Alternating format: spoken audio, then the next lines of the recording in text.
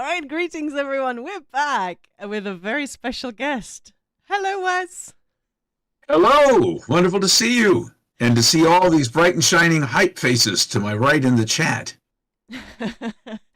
well, it's a real great pleasure to have you here on a Sunday afternoon. What a wonderful and sophisticated way to spend our Sunday, right?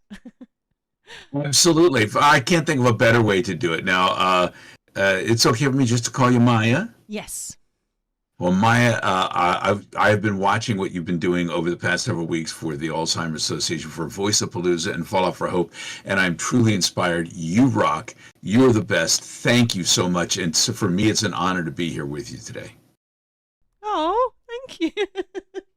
Thank you so much. I really appreciate that. But it's I was inspired by you. I watched a stream with you last year and just listening to you talk and about why you're doing Voice of Palooza. I was like, I wanna help there. I wanna get involved there because that's yeah. Have you been touched in any way? Has Alzheimer's reached out and touched folks that you know? Not personally, but know of people that have had that in their lives, and it's just it's so Devastating. heartbreaking. It's for me. It It's is. yeah. I I mean, can't to even lose imagine. someone you love, someone who's so vital to you, to lose them before you lose them, have their memories slipping away, have their personalities changing. For some people, it's like their grandmother who was the one who supported them. For me, my grandmother, I grew up a weird kid. I don't know, I don't think I'm alone here in saying that. I grew up as a weird kid. Oh, 100%. Yeah. And, my father didn't quite get me, loved me, didn't quite get me. My mother totally didn't get me. But my grandmother always loved me, was always there for me, always supporting me. And when the dementia started hitting and things started to change, it was heartbreaking. And then it struck my mother as well. And um, you just watch the people changing. You can see it changing them physically, you can see them changing emotionally, changing mentally. And eventually you become the keeper of their memories, even as you're becoming a caretaker and a caregiver, excuse me. You never take, you always give. The people who are involved in this are always giving. But it destroys families. With my grandmother and my mother, I didn't know about the Alzheimer's Association. I didn't know that you could reach out to alz.org and go to a hotline 24 hours a day, 7 days a week, and find somebody who understands, who's been through what you've been through, who cares, who knows what to do in situations like this. And that anywhere in the world you could reach out and find somebody that'll be able to help you, whether you are an immediate caregiver or you're on the fringe of their life and someone else is giving care, or whether they're in your home or whether you have to find some place for them to stay. There's always somebody there for you to consult with, and this is the kind of thing that's free. So when we give a little bit, and all the people, so many gamers and streamers from around the world right now, hundreds of us, are reaching out and giving a little bit, and it all adds up into a mountain of good being done in this world.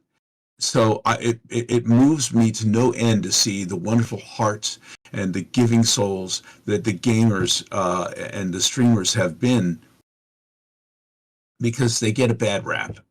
The media always loves to say, well, gamers, kids, adults and kids playing games, that's all they do, and they get sucked into it. No. No, we know what's going on in the world.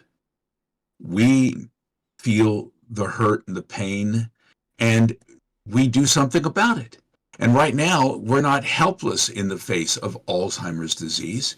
We're fighting back. We're dropping the gloves. We have raised, with this group, with Voice of Palooza, and I use that as an umbrella, through Fallout for Hope, that have reached out to everybody across the world. We've raised in 3 years over $100,000 that goes to helping people who are caring for those who have Alzheimer's, for those who have Alzheimer's and need treatment but can't get it, for research to make sure that one day Alzheimer's is a thing of the past. We wear purple to show we've lost someone, but one day we'll all be wearing that white ribbon, which means that no one will suffer from Alzheimer's anymore. And breakthroughs have happened, Maya. I mean, in the past year, they've Yeah. come up with a medication that if you can take it early enough, can keep you who you are longer. And that's all we ask for in this world, is a little more time. And so that's why I'm grateful for your time right now. I'm grateful for everybody's time as we have fun to raise funds to do good in this world. So if you're even going to send as little as the amount of a cup of coffee, do it. It's going to help. Or a cup of Starbucks coffee, which is $42.50. Do it. It's going to help. Or send, you want to make a donation in the name of somebody that you know or love who's dealing with it? Please do. Because for me, this whole exercise has made me feel a little less helpless in the face of something that makes you feel so vulnerable and so lost. And thank God for the light that's shined by the Alzheimer's Association. And if you're ever interested, go to alz.org. Share our message through the rest of June. Our June is we're going to be continuing to the end of June with this now, with hashtag EndALZ. And keep supporting Maya, who's kicking butt and taking names. And tomorrow we're going to be showing the mod that was worked on. We've got next week an ESO. The Xenax Online Studios are coming together to bring us voiceover artists on Tuesday, and that'll be about 4 p.m. Eastern time here. So we're looking at about 9 p.m. British Standard Time, right? And that's going to have so many of the voice actors from ESO, and that is going to be actually helped push by Bethesda. They're behind us on this. And then Streamily is joining us on Saturday next week at 5 p.m. Eastern Time, which again pushes you around 10, but still worth staying up for, where we're going to have a bunch of Fallout voice actors coming in. It's all Ask Me Anything I Might Answer. The I Might Answer part just depends on non-disclosure agreements. Fair enough. Well, there you have it, guys. I don't think there's a better ambassador for such an amazing cause, and there isn't a better time. So every little helps. Don't worry about how much you can donate, but please do it. Here is the link again, and here's also a link to Alzheimer's Association. If you want support, more information, it's all right there. Just go check it out. Yeah, Ninja pulls in the numbers. Thank you so much. Yeah, everything goes straight to ALZ. Nothing goes to us. Nothing goes to Twitch or anything like that. So it goes straight to them. So yeah, They're very smart in that I don't get a chance to hold any of the money. None of it comes to me. It goes directly to the Alzheimer's Association. So you are doing a pipeline directly into good work. No, hey, Cookie, you're absolutely on time. We're just getting started. It is actually now the time. So, hey, let's get officially started. Woohoo! Woo! You! So, this is WES Johnson, a very special guest on our stream today. So, even the few players in here that might not know your name, they definitely know your voice. So just they don't know my face most of the time, but when they hear me talking in the grocery aisle behind them, they're like, "Did I know that person from high school? Where did I know that voice?" What would you say if you caught someone grocery shoplifting, Wes? Oh, criminal scum! No one gets away with that in my grocery store. Your stolen goods are now forfeit. Now, pay with your cash, pay with your card, or pay with your blood. I made the mistake of taking a sip of my water. That was amazing. Hey, here's an idea as we go along here today. If anybody wants me to say anything as any character that I've ever done, make a little donation, no matter how big it is, and then say in chat after you've made the donation what you want me to say. I will say it. You know, even if it's you want Shea Agora to say something like, "They can't come to the phone right now. Leave a message after the beep. Or skip rope with your entrails." Don't use that one. What an incentive. Let's go. Let's go. Yeah, I've got the Tiltify page with donations open as well, so you can just write it there as well. Just let's do it. You heard it here. But all right, so just a few characters you brought to life. Shio, Hermaeus Mora, all the Imperials in Oblivion, obviously. Hermaeus right there. Yeah. Lucien Lachance, and then we've got Fallout as well. Super Mutants, Mr. Burke, Forks, and that's just a few Bethesda titles. And the Silver Shroud, my mistress of mystery. But yeah, why don't we start a little bit earlier? WES before 2000, before Bethesda. What did you get up to? Before Bethesda, BB, WES Johnson, BB. Exactly. I've been doing the announcing for the Washington Capitals hockey team for about the past 25 years, and I have this lovely Stanley Cup ring to show for it. Ooh. Best ring a dude ever gave me. Just a lovely thing. It's even got my name on the side of it, so don't try to steal it. I know that it's mine. I've been doing acting. I do films. I do television. I was on The Wire. I did, let's see, trying to go back to all the different films. I was in a film with Tim Allen, Kirstie Alley for Rich or Poor. I did The Invasion with Nicole Kidman. I did I was in A Dirty Shame, the John Waters film, A Dirty Shame. And can I use language on this here Yes. chat? Yes. My character's name was Fat Fuck Frank. I was a motorcycle gang member. They put tattoos on my arms, and Selma Blair played my girlfriend in an NC-17 film. Like, that'll ever happen again. And I got to work with Tracy Ullman, who was lovely and wonderful, and I have tons of stories from things of that nature. So I've been an actor, did comedy shows, doing radio. I worked with Wolfman Jack. That's right, baby, the Wolfman Jack. I worked with him for several years on a live radio program, writing and doing the comedy sketches.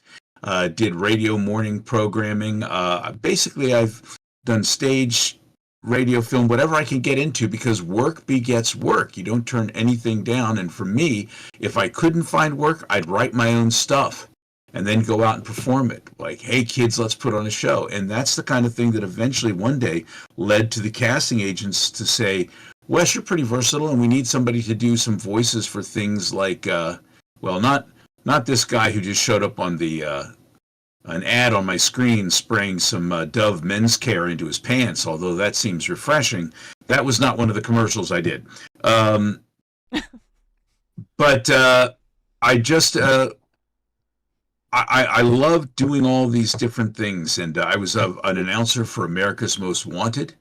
So whenever you'd hear at the beginning of the show, live from the Museum of Crime and Punishment in Washington, D.C., here's John Walsh.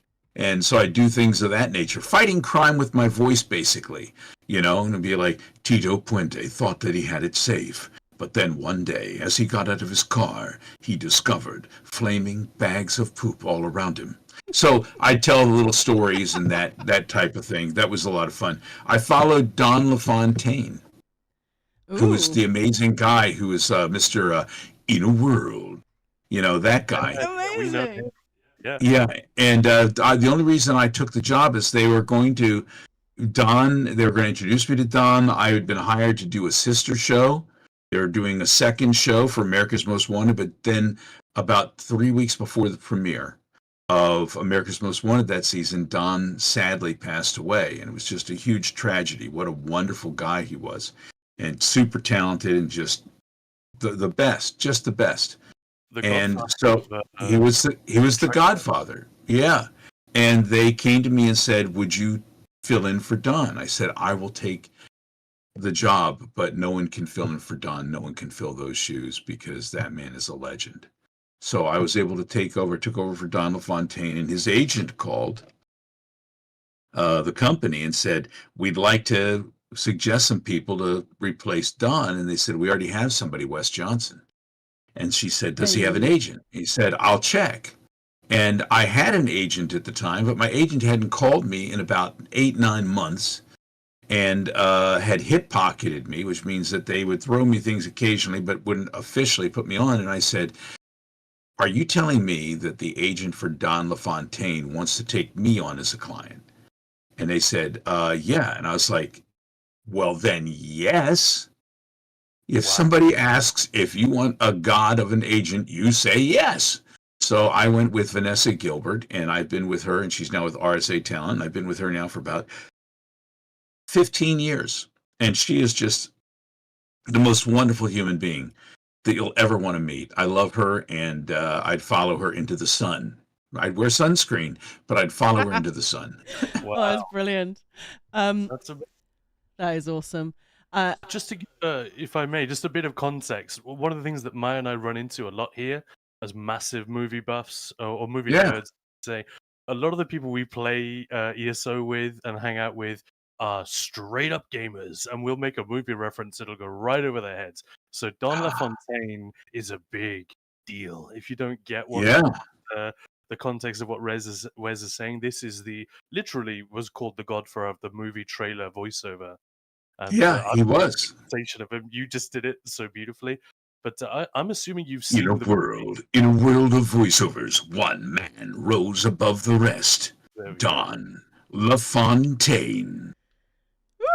And I'm assuming you saw the movie In a World by Oh Leonard. yeah, Yeah, yeah. that's one of my favorite movies. I love that I thing. also love the version. There was a guy in New York, and he's another legend. And my brain is full up on my energy drink right yet, so it's slipping my Hal Douglas, I believe. Hal Douglas. Hal Douglas was like East Coast, West Coast was Don LaFontaine, and Jerry Seinfeld, when he came out with that one movie, did a trailer where Hal Douglas came in and did the In a World kind of thing.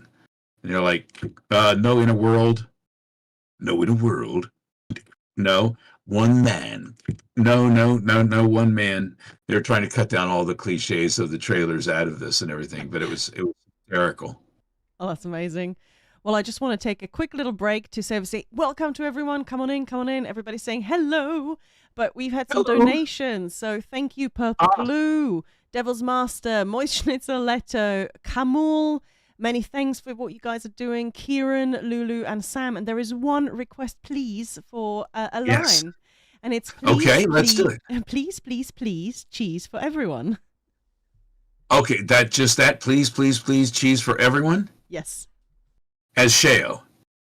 Yes, please. I would imagine. Okay, here we go. Please, please, please, please, for everyone! Wait, no, scratch that. Cheese for no one. Well, it's just as pleasing if you don't like cheese. No? Thank you. Oh, that was amazing. What was that? Now, let me ask you a question. It's a trivia question about Sheo Gorath and his accent. For you, is Sheo Scottish or Irish?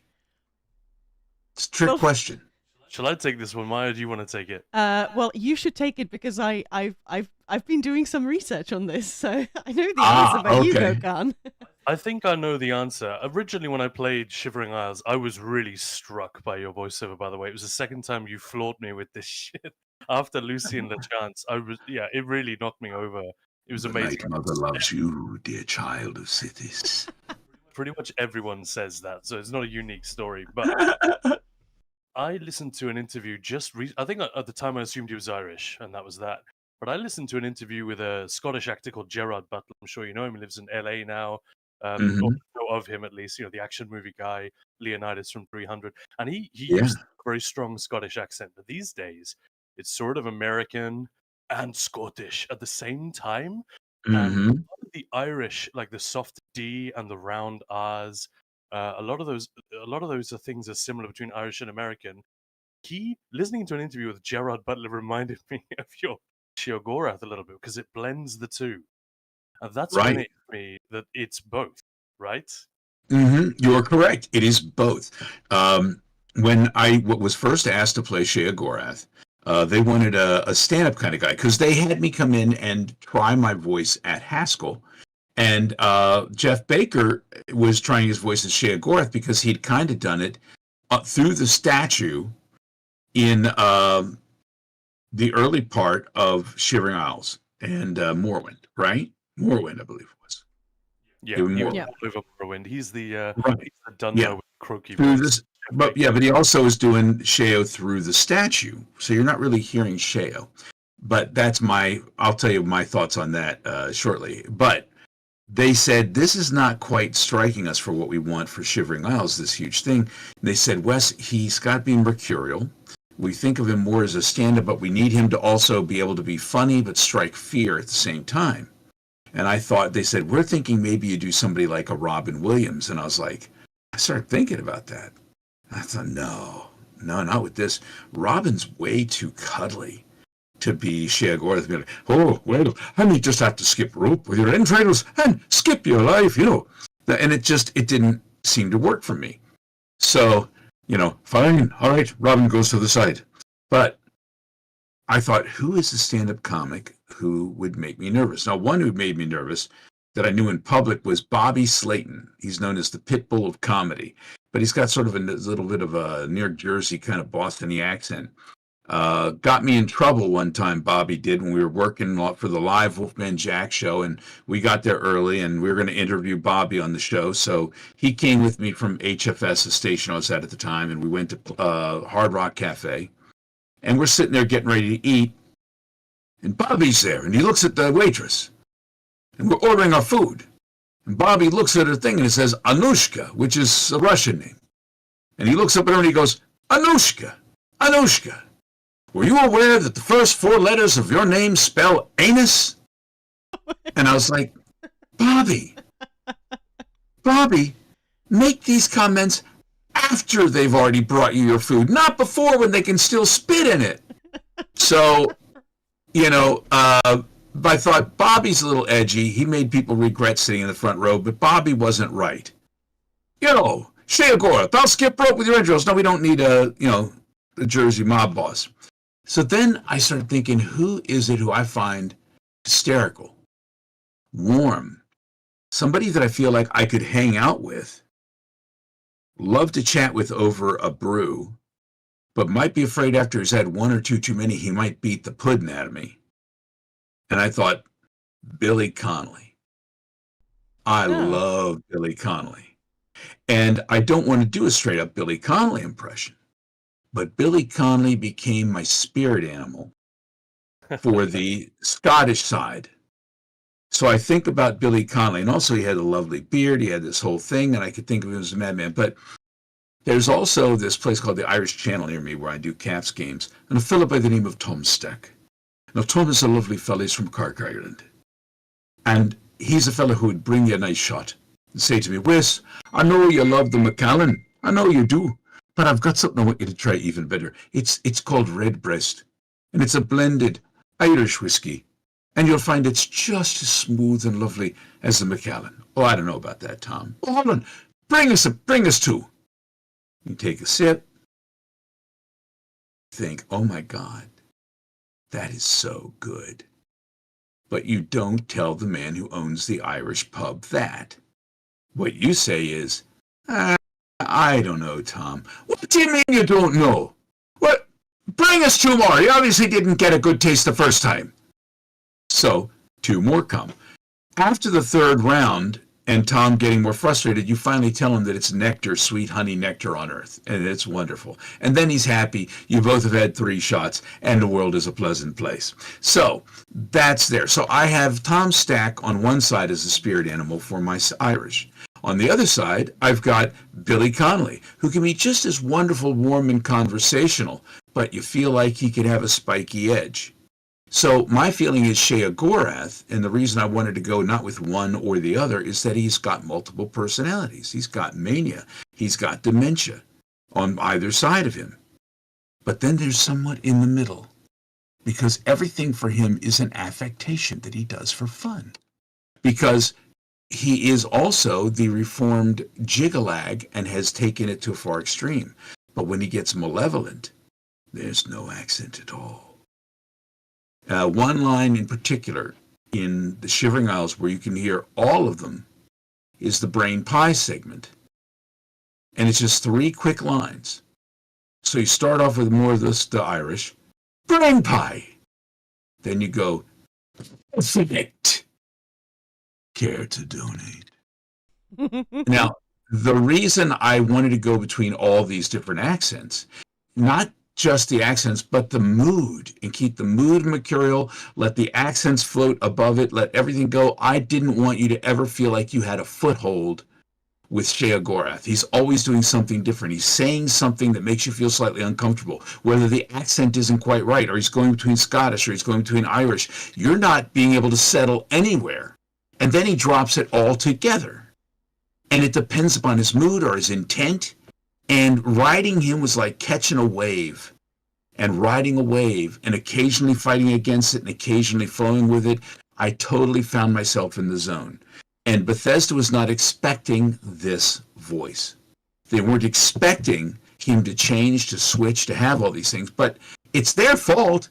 They gave me over a week to think about it, and over the week, I began to really play with the idea. That's amazing.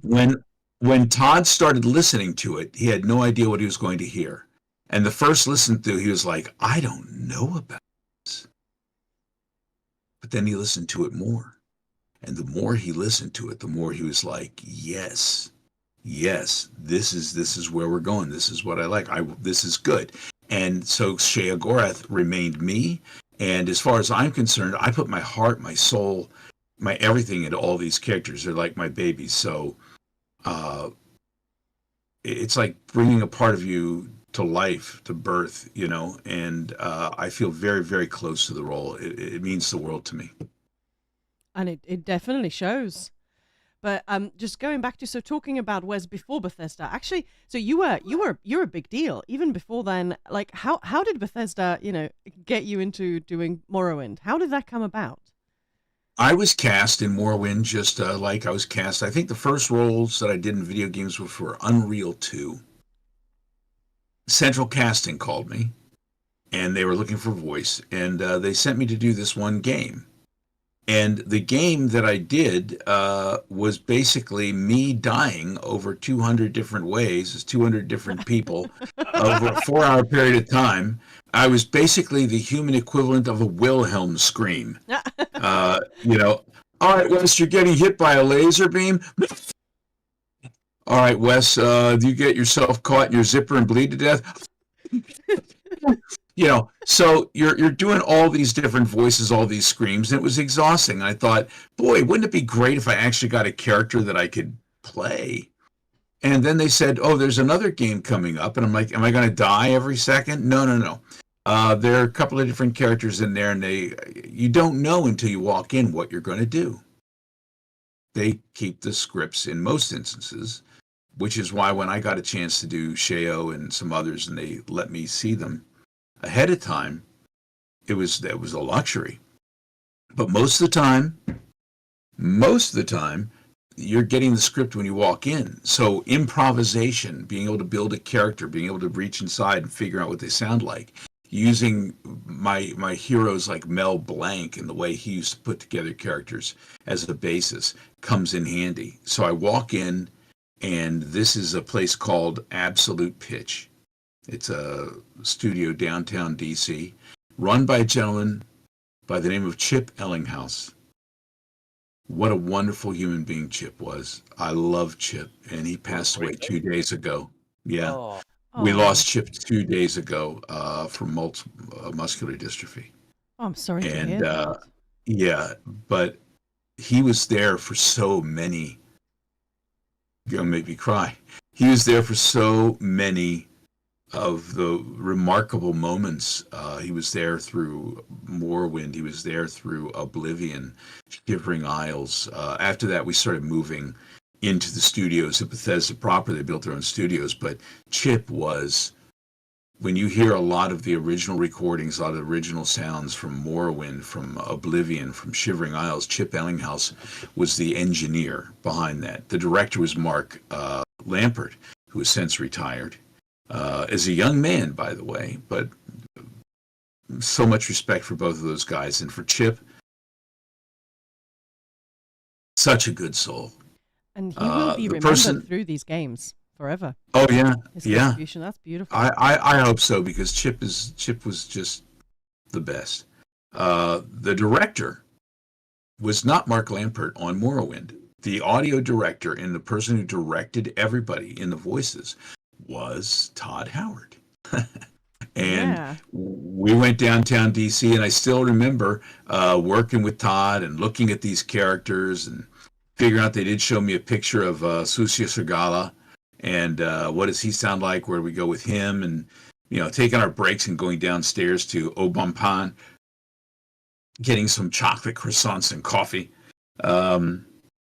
Todd is just one of us, man. He's one of us. Everybody keeps saying, "Oh, great Overlord Todd Howard." Todd loves the games. Todd loves every little bit of it. He loves playing. He would play the games. He plays the games himself, but he comes from board games and Dungeons and Dragons and top-down turn-based, just like all the rest of us. And during those things, he was instrumental in helping me build these characters. So when I get a chance to be the first person you see coming off the boat saying, "Oh, yes, we've been expecting you. Come right in. Tell us a little bit about yourself." As Sosia Sergala, we were still doing all of the different races as the same character. The only photo they showed me was the older, balder gentleman with the goatee, which is Sosia Sergala. And so that's why everybody sounds the same. And I still remember asking Todd when we got to the effort sounds, which is the fighting and the dying, which is all I did in Unreal 2.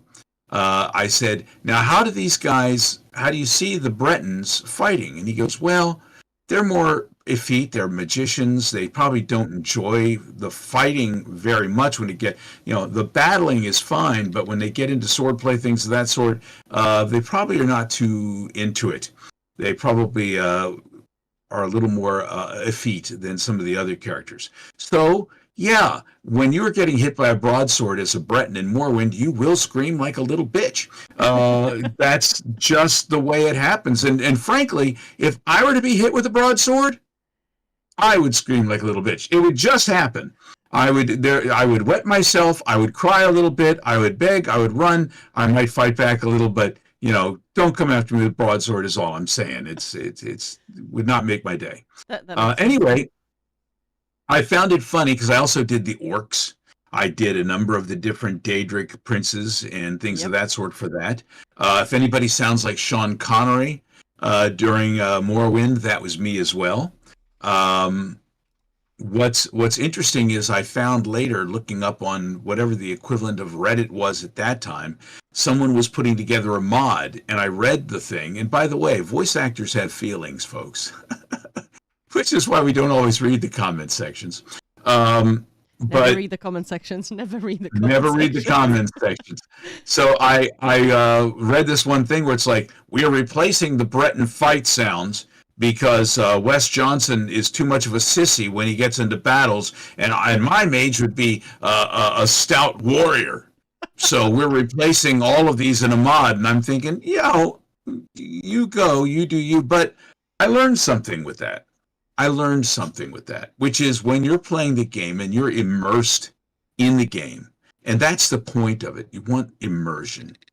I want people to believe the character, and if they ever feel like I'm acting or that there's acting or I'm just line reading, it's going to pull them out of the game, and I don't want that. But I learned that everybody who's playing, if I'm doing the battle sounds for a certain character, they're going to want to feel like that's them fighting and they're bringing their utmost. So when I was asked to come back for Oblivion, and I'm doing the Imperial Guards, and I play them differently, and you hear all the Imperial sounds, and they sound tough. Yeah, people are fine with that. They enjoy those battle sounds much more than they like the Bretons. They just didn't seem to appreciate that one very much.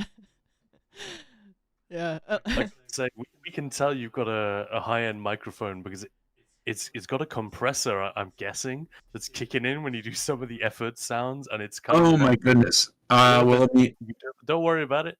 We can hear all of the important stuff, but you've got a fancier microphone than I have, as you rightly should.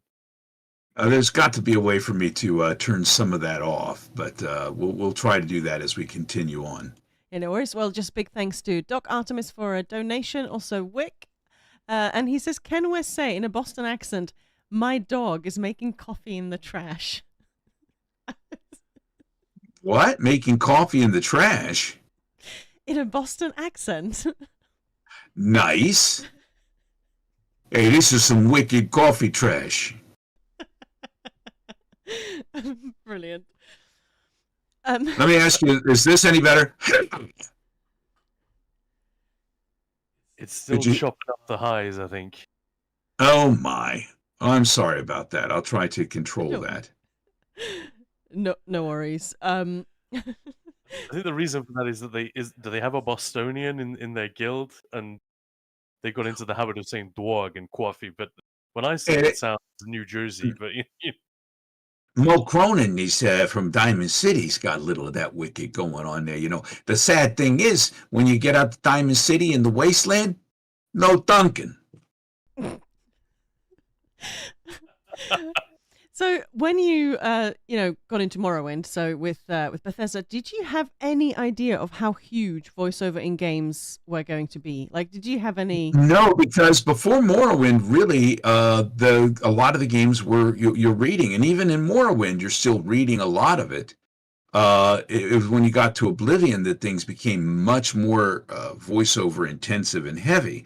But I remember my brother playing a lot of different games, and I played a lot of different games, and voiceovers were not as big a deal. You'd occasionally get some, like when you were playing Fallout 1 or 2, with the top-down turn-based, but again, a lot of it is reading, and you're hearing it in your own mind.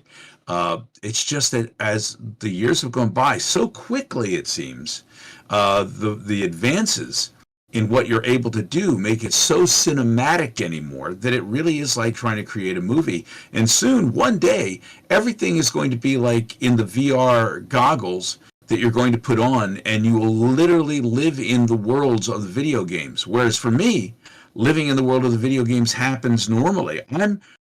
A lot of voiceover actors are not gamers. They're actors. They don't game. They don't get into it. I play the games. I have always played the games, and listening to Morrowind and living in that world and getting like 700 hours of riding Silt Striders and talking to Jeff Baker's Dark Elves, calling me Enwa, Yeah. was what I used in my mind as the world that I imagined when I voiced Oblivion. And it all continues that way. You build worlds in your head. You see how it works with immersion. I know what it feels like to interact with these characters. In fact, when I first play a game and I hear myself, I listen to it to make sure that it's immersive, that it doesn't break any walls, that it feels like it belongs in the game. And once that happens, I forget about it. I forget Yeah. about it and I continue playing as if I am me, I'm the player character. It was very cool playing Oblivion as Imperials because when I'm actually battling out there and in the battle sounds, it's actually me doing the battle cries. Not everybody gets to do that. That's kind of cool. That is very cool. Yeah. that's awesome. I wonder how many people have been walking around in ESO. You did a big interview as part of Voice of Palooza, not an interview, but like a I hang mean, in Amsterdam, yeah. with Tim Russ actually on Twitch just last week, right? And Tim Tim Russ Russ is awesome, yeah. most famous to nerds like us as Tuvok from Star Trek Voyager, although you'd probably not be thrilled to hear me say that. He knows it's true. And I wonder how many people have been going around playing ESO, playing one of the Argonian male voices or one of the Redguard male voices. All the effort sounds, called them earlier, are done by him. So I wonder how many people, when they fire an ultimate or block a hit or die or take damage, they don't realize it's Tuvok grunting and groaning into their hand. Right, right. Which is Well, brilliant. Thousands, very funny. Thanks to guys like the LaFave brothers, my effort sounds in Oblivion have become somewhat of a meme, and they tried to spell out the words that I was saying. And it's like I don't know how you spell that. That's brilliant. Well, I'm just Maya's desperately trying to keep this thing on the rails. Like, No. from one issue to another. I just want to pause for a moment and say thank you so much for being part of it at that early stage, because it's very difficult for an emerging. It sounds a little bit like highfalutin to say an art form, but that's what it is. It's a cultural artifact. So you're right. When the voiceovers in Morrowind, there were a lot of voices for a game like that because it was so big. Even though we think of it as a text scroller, there was a lot of voice, and the fact There that was. you were there so early, and others like Jeff Baker making it so good right at the start, we really could have come out the gates with some lazy ass voice acting in video games for a long All time. your bases belong to us. Yeah, yeah, exactly. All your base are now belong to us. So, yeah, but Yeah. yeah, I mean, you have, without even realizing it at the time, maybe you helped to usher in a level of quality because Morrowind was so popular. Oblivion was 10 times more popular. Skyrim even more so. And now look where we are. Like, you've definitely had a big hand in that, and we all want to give you a big hand. You won't be able to hear us, but it's there. So we Capital. appreciate it hugely. Well, that makes me happy. I mean, I've loved every moment of it. And it's strange that I've spent more time talking to people in their living rooms than probably to my own kids as they play the game. Although my kids did play the games, I remember hearing them in the back room playing Oblivion. And I would be out in the living room and I'd hear, "Hold, criminal scum. No, but oh, someone's been murdered." And I'm like, "Stop killing your dad." You know. That's amazing. Got some other donations, Vishy, and some other. Thank you so much again for donating again, Vishy, as well. Oh, Appreciate thank you, that. Ish. And don't forget, guys, if you do donate, you can ask Wes to quote anything. So make sure to just let us know Yeah. that you've donated. You can do Elder Scrolls, you can do Fallout, you can do Star Trek. I've got a Star Trek fan film coming out in July where I play a Klingon in full Klingon walnut head makeup. It's a thing called Farragut Forward, and the Farragut series has been going on for years. They started with the TOS series. They did an animated version, just like the TV animated version, that looked fantastic. And you know who one of the voice actors was in that one? Tim Russ. Nice. Yeah, and he was one of their guest stars in that one. And their most recent one before me, the guest star they had was Stan Lee. So how the mighty have fallen. Now they have me. They have me instead of Stan Lee. Amazing. Amazing. You get to do the Klingon drag and everything. I think I've seen. I've shown you pictures. Yeah, you showed pictures of this. If you Klingon drag Yeah. isn't the word, but you know what I mean. Sure, and I even have these fake prosthetic teeth that they have me put in. And what was interesting was I developed this Klingon voice, one that I'd used many times on the Star Trek video games. I had played Klingons in Star Trek Legacy and Star Trek something. There are a couple others Star Trek games, and I actually had cutscenes with Patrick Stewart, where you hear me as the Klingon admiral in a battle scene with Picard, and here I am acting with Patrick Stewart, and having never met him. We're in our own separate booths on separate sides of the ocean, and yet I have a scene with him. I also did scenes with Patrick Stewart in Oblivion. I was one of the guards leading him out as the Emperor. So yeah, my bad. He gets murdered. Spoilers. But I've worked with Patrick Stewart twice and never met him once. Got close to it. Got very close to it one time when I was working at a place and they were like, "Patrick Stewart's downstairs at Sutton Place Gourmet and he's ordering a sandwich right now." And I'm like, "Ba-na-na, da-na-na," jumping out of my seat, getting downstairs, make my way downstairs, get in. And it's like this one time they finally were quick at making a sandwich and he made his escape. When I saw that you'd been involved in Star Trek Legacy, I actually wondered whether you did your Shatner. Well, actually, that's very funny because Shatner had not signed. He was the only captain who had not signed. And they were like, "We can't get William Shatner to sign." So they said, "Wes, we know you do a William Shatner impression. Would you come in and for our E3 version that we're going to be displaying at E3, will you come in and be Captain Kirk?" Now, there are different Captain Kirks. There's the older William Shatner, who sounds more like this. And then there's younger William Shatner, Captain James T. Kirk. I am the captain of the Enterprise. And I played that captain. And so I voiced Captain James T. Kirk. It's all right. I will take care of this for you, Daniels. So I played the captain. they played it at E3. Everybody thought it was William Shatner. They were fine with it. Everybody was excited about the game. And then the next person they played it for was William Shatner. Mm-hmm. And I see this thing on Reuters after William Shatner signs to do the game where he's like, they came to me and they played this thing with someone else playing my role. And I thought, I can't have anyone else playing the captain of the Enterprise. So William Shatner then signed on. So my voice was used at E3 as William Shatner, but no one will ever hear it again. Although there is one little story. If you go look for Pete Hines, William Shatner online, YouTube, I'm not sure if you'll find it, but there's a story in one of his TED Talks he did where he talks about this time. We were all downstairs after voicing something. I had my boys with me. I think Mike Rawson, who does Gob and all the ghouls and all that in Fallout, was there. And we had finished doing some stuff, and Todd and Mark Lampert and Fred Zeleny and a bunch of the other devs are all standing around. And they're like, let's call Pete. He's out on the road. Tell him you're William Shatner. Yeah, tell him you're William Shatner and you're looking for your money.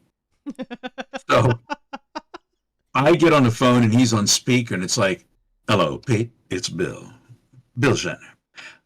Listen, I'm in the area for the DC Auto Show and I'm looking to get paid.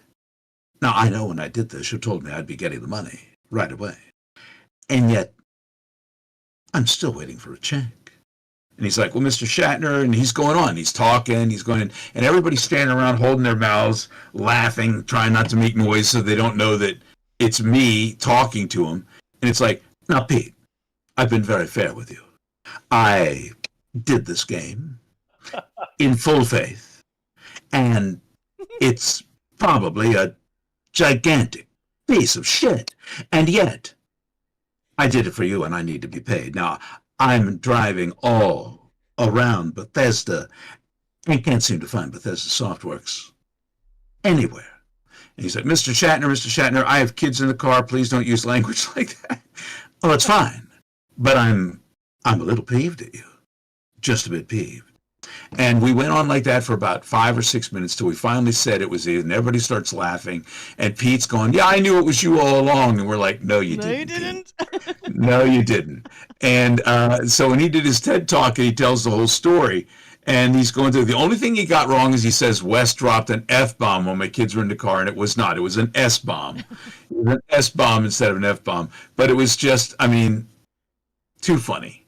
Too funny. That is amazing. Pete Hines is a really great guy. It turns out he lives in my neighborhood, or he lived in my neighborhood before he retired recently. And his son went to the same school that my sons did. In fact, I do a scholarship there every year for acting, and his son was in the drama department there along with my boys. Oh, so how cool is that? Yeah. How cool is that? All right. Perfect. We've got. Subject with Bill Shatner. No, that is, yeah. I love the guy, but legendary ego on that gentleman. So Well, he's actually been fairly nice to me though when I've met him at shows. I went in before he really knew me. I'd sent him some stuff for his charity from the Capitals and things of that sort. And I used to be a heavier guy, by the way, guys. I've lost 200 pounds, but that was about 7 years ago. But I went and we did this photo with my boys with one of those photo shoots, epic photo shoots you do with William Shatner, and he was sitting on a chair the whole time. And everybody comes in, they stand around Bill in the chair, boom, they get the picture. So I'm standing there with my 3 sons, and I did a thing, if you go look it up online, when I was heavier and was wearing this bad curly wig like he used to wear in some of the 80s stuff, I did a thing called the William Shatner School of Acting. Oh, yeah. And it was on Funny or Die, but now you can find it on YouTube. And so we do this one scene where we do like, where you'll learn subtle nuances of pain, anguish, and the proper usage of a bad toupee. So we would do all these, I'd do these things. So I tell my boys as we're going in for the photo, I said, when we get in there, listen what they're doing. You'll hear them say, and go. And then you'll hear, poof, the camera flashes and everybody's out. You have like 1 second. The moment they say go, I want everybody to assume the William Shatner School of Acting, pain pose. So we go in there, we're surrounding Bill, and suddenly they go, and we all, and poof, they take a picture, and Shatner sitting in a chair goes, oh, that was fun. Actually, we watched that when we did a sort of a vocal hero. It was a segment throughout May, checking out voice performances throughout various games, mostly obviously Elder Scrolls. But this was obviously we had a whole day about you because there's a lot to go through, and it was we looked at one of this as well, the whole well, not the whole video, but section of that, and that was pretty brilliant. Actually, we did. I think I just couldn't put it down. But yeah, we did so many. We did Barbara Goodson, Steve Bloom. Steve. Tim Russ. Wes Tim. Johnson. We went through so Who's many. Wes Johnson? The way you just said that. I know, right? Who is that guy? We had a couple more donations quickly. Vishy, who asked if you could say, join us at Ninja Pulls in Shio's voice. Join us at Ninja Pools. Oh, it's going to be a lovely time. Brilliant. And also Vezog, who asked, well, the obvious one, you sleep rather soundly for a murderer, please. And what is the name? It's Vezog. Okay. Dear Vezok, you sleep rather soundly for a murderer. Good. You'll need a clear conscience for what I'm about to propose. Oh my goodness. Well, happy birthday there, Vezok. Yeah, look, tonight. Yeah, you're not sleeping. The thing is, when I'm at a convention and people want to hear a different voice, I can do Sheo and it will cut through the crowd and you can hear me from the back of the room. But to do Lucian, I have to come up and put my hand on your shoulder and whisper into your ear, dear child of Sithis. And I went up to do that to one person who looked like they were dressed up in Dark Brotherhood gear. And I walked up to them and I put my hand on their shoulder and I leaned up in and I was like, you sleep rather soundly for a murderer. And they looked at me like, stranger danger. So I wait now until I'm invited. Turns out they were just a goth. Yeah. They're just a goth, and a rather disturbed goth after that. Stay away from that old guy. Something wrong there. Yeah. Well, we had a question for chat real quick, and while what you guys can continue while chat tries to answer the following question, we will reveal the answer, of course. How many Daedric princes do you guys think Wes has portrayed in his Elder Scrolls career so far? You can put in the number. You know the answer to that? I have a rough idea. Yep. Yeah, I know the answer. Yeah, come up with as many as you can that you can think of, and we'll come back and see how many of you were correct. Now, a lot Lurian just asked, can I be hired as an alarm clock? And I'm gonna say something right here now. If anybody wants to take this and use this as a wake-up alarm, you can. Okay? This one's a freebie, but we do want to look for donations. Any little bit helps. $1, $2, $100, whatever you want to put in. It's all up to you, but I'm going to give you this right here, right now. You ready? What's he doing? Still sleeping in? It's time to get up, rise and shine. Oh, the day awaits. Get out of bed before I skip rope with your entrails. Oh, it'll be a lovely day. I'm not sure if I would get up or just hide under the bed. Up and at 'em. But yeah, any ideas, guys? We've got a number there. Okay, any more numbers? How many Daedric princes has Wes voiced in the Elder Scrolls franchise? Come on, take your guesses. And don't look it up. All right. Well, speaking of, well, not just obviously Daedric princes, but do you have a, favorite iconic role that you voiced and you just, always look back at that one?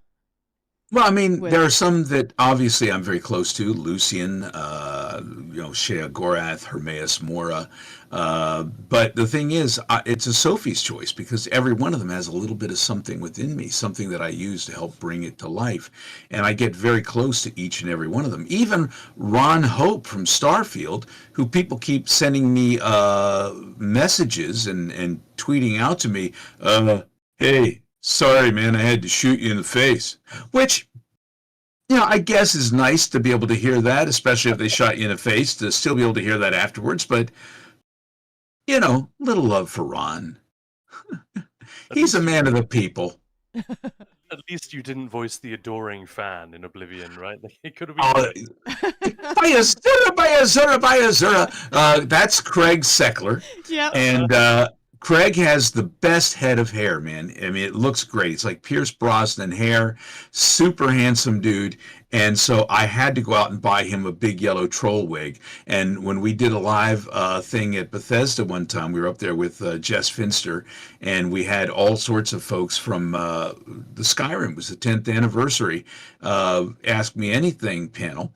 And Craig was the only one who was live with me. Everyone else came in via satellite. And I brought the wig, and Craig tried the wig on, and it was one of the happiest days of my life. He has since worn it several different times.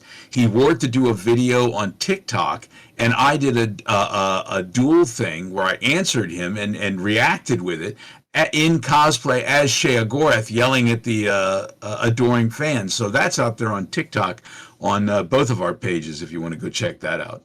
Oh, definitely will. Well, speaking of voice acting, so Yeah. how do you get, well, how do you get ready? How do you get into character? Because I think you mentioned that you don't usually get any information ahead of time. You just sort of turn up and there's a script. So how does that Well, work? and they'll tell you a bit sometimes. Sometimes you see photos, like when I did Ard Caddick for ESO, and I auditioned for Ard, and they wanted to hear what I could do. And he was more straight up Scottish. He did not switch between voices, and he was a lot more uh, testosterone laden and suspicious, but still warms to eventually than Sheo was. But he was my first voice for ESO, and so I was really delighted to be a part of it. I auditioned just for that role, but when I got there were 3 other roles they wanted me to do. So you have to come up with something on the spot. Now, I like to put together little things I call character constructs that work with different ranges, whether I'm using a chest voice, a throat voice, something up in the sinuses, a high voice, whatever I'm using are my solid state voice. And then you start adding personality, you start adding backgrounds to them, you start adding, you look at what they're trying to do and what they're trying to accomplish. And remember, every action is a reaction. So, you in a very quick manner, because I've done improv and character building, I try to assess who they are, come up with a range, come up with some kind of feeling, attitude. Are they tired? Are they excitable? Are they angry? Are they happy? These are things you have to almost make up in the blink of an eye. It really helps that I've been a fan of this guy right here my entire life, which is Mel Blanc. And Mel wrote this book. That's Not All, Folks. It's his autobiography. And he talks about character building and things of that sort. Not in depth, but enough that for me, I was hanging on every word. I loaned a copy of this book to a friend of mine. And then I didn't know which friend it was. And I lost it, I thought, forever. Turns out it was Mike Rawson. Found out later. But I wanted a copy of it to show the people. I do a video game voice acting class through Theater Lab DC online. I have people from all over the world, Australia, from the UK, from England, from Germany, Spain, people, Italy. We have someone from Italy right now in the class, and they take my class. But I wanted to show this book to them and show them who Mel was, and most people do know Mel. But when I bought this off Amazon, it's out of print, and they said $4.25. I thought, why that cheap? And I read the thing, and it says, somebody has been writing in the book. Oh my goodness. And I thought, okay, well, that's fine. I don't care. I just want it for the words and for what it means. And for $4.25, I'll have it back. Then I get it, and I find out who's been writing inside the book. And it's autographed by Mel Blanc. That's amazing. and it's to Phil. And I've had some people named Phil that I know going, "Oh, Wes, that's my book," and I'm like, "Back off, Phil! No, it My isn't. book, my." I have a picture on my wall right over here. It's a photo from one of the cells that's autographed by Mel Blanc, and it's Bugs Bunny handing an anvil to Yosemite Sam. And so I am a huge Mel Blanc fan. Nobody had any voice credits before Mel Blanc. Mel Blanc went in and he found out that he wanted a raise. So he walks into Warner Brothers and he sits down with the Warner Brothers people, and he says that he's looking for a raise. And they're like, we can't give any more money. No more money. He goes, well, if I can't get a raise, can you at least give me a credit on the things? And they're like, that we can do for free. So then upon all of the things, it says vocal characterizations, Mel Blanc. What happens then? People know that it's Mel Blanc doing Bugs Bunny, doing Tweety Bird, doing Sylvester, doing Daffy Duck, doing all these different characters. And he starts getting hired for radio programs, for film, for everything. And he gets paid more. Not by Warner Brothers, but by everybody else. Even to this day, now there are little things like this that I've been collecting, these little watches. They have these Mel Blanc watches. This one's a Tweety Bird. Aw. And it has a little button on the side. This one needs a new battery. But they have buttons on the side that basically will... here's a Marvin the Martian. Oh, Come that's on, Marvin. amazing. Yeah, and I think this one might actually still talk. Let's see.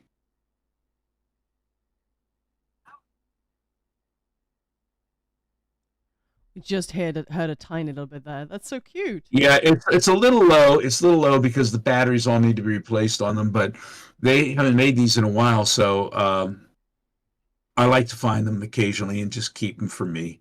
I'm a huge Mel Blanc fan. And then some don't talk, but little watches like this, Marvin the Martian. Check out this watch.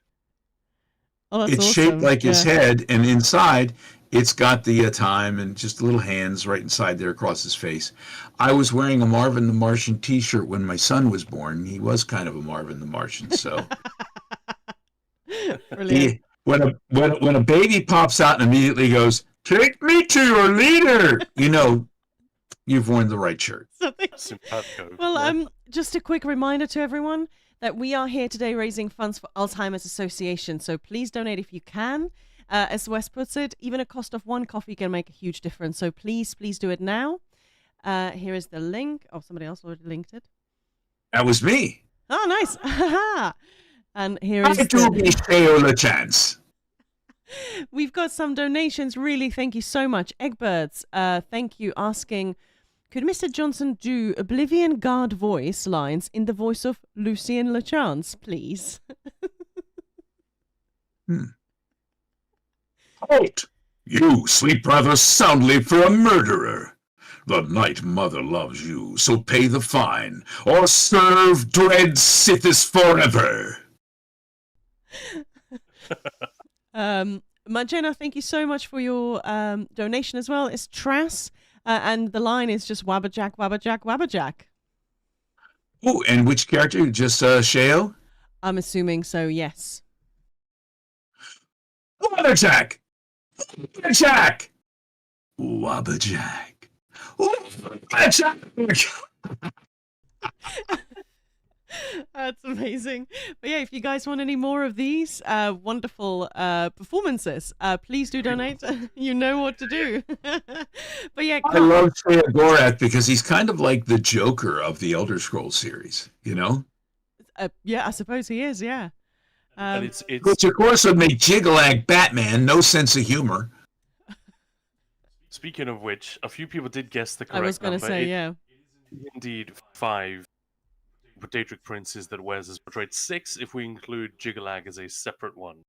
But if you Yeah, keep him, for a split second as he becomes... I love the scene where Shea Gorath in Shivering Isles finally slips and becomes, once again, Jiggalag, because it's so vulnerable to hear him slipping away. And if you listen, the accent and the affectations start slipping away at the same time as well. He's not so quite full of himself, and he is afraid. Yeah. And I love those moments. There are some moments in the thing that we did yesterday with sim settlements. And by the way, I don't do mods. I'm not allowed to do mods, mostly because it's Bethesda Softworks properties, and I'm not allowed to do those. And I'd rather stay on their good side and continue to work with them. Also, I'm union, so those things come into account. But because I was doing it for charity, and because King Gath went to Bethesda to ask permission, and Bethesda said yes, I was able to actually voice a mod, my first mod. And it's for charity, and they're doing it within 28 hours. And tomorrow you'll get a chance to hear them play it, I believe. It's going to be very late for you in Britain. It's East Coast time here, I believe, around 9 or 10 p.m. So you may have to stay up in the middle of the night, but it's going to be free for everybody to play after. Yeah, I will definitely So share it on our Discord, guys. I try and I've been sharing some of the cool streams and everything. So if you do, if you are on our Discord, I will definitely share it once it goes live as well, and the stream, the link. So please do. Oh, we've got an amazing donation. Thank you so much, Wilburn. That's incredible, getting us closer to our goal. So I really appreciate that. Keep bringing those. That's amazing. Thank you. Thank you. Thank you so much. That's beautiful. Thank you. That's wonderful. It makes me emotional, just like the end of the scenes with the character yesterday. Now, see, that was a character. This you asked me earlier. Do you ever see the scripts? They sent me the script 15 minutes before I was supposed to go on the air, but they sent it to me in a format that would have been on the screen. And since I wasn't looking at the screen, I had to cut, paste, and fix it all into a paper script, which I have right here. And the character goes between mutant and as so the red lines on this, I don't know if you can see this at all, but the red lines on this are a super mutant. Oh, that just disappeared, didn't it? Okay, so a little, yeah. So yeah, there we go. There we go. That's it. There it is. Zim West, thank you for all you do. Appreciate that. Yeah. Oh yeah. Well, it was fun, and that's what this whole thing's about. We're having fun for funds, so that we can raise money for the Alzheimer's Association and help people who are going through just absolutely the worst time of their lives, a devastating disease that rips families apart, and the gaming family, the gaming community, coming together like this to do good, to help. And in the meantime, it shows that you can do things that you love and make a difference for good in this world. So I applaud and I thank each and every one of you. There aren't words, really.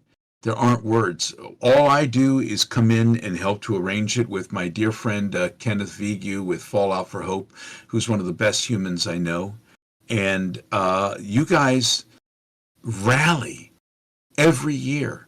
You guys provide blood, sweat, and tears putting these different streams together all throughout the month of May this year and through June. We decided to extend things. And the stuff that you've done that helps bring in more funds that's going to help people in ways that you can't even begin to imagine is just remarkable, and I am humbled, and I thank you all. It's been really wonderful to be able to take part in something like this, and as I said before, I'm always up for anything, helping wherever I can. I think if there are some guildies in the chat that can confirm, I like to organize things and help out if I can. So I'm here anytime. We're gonna hold you to that, Maya, because you are a champion already and tireless, and I would love to harness some of that energy again as we do this throughout this month, but again next year to do even more. And if it feels like I'm being greedy for good, I am. I'm greedy to try to right the wrongs of this world. I'm greedy to end pain and suffering. I'm greedy for love. And that's what we're all sharing and spreading, and you are doing more than most. You're doing more than your fair share, Maya. So inspired by you and what you do. So, thank you.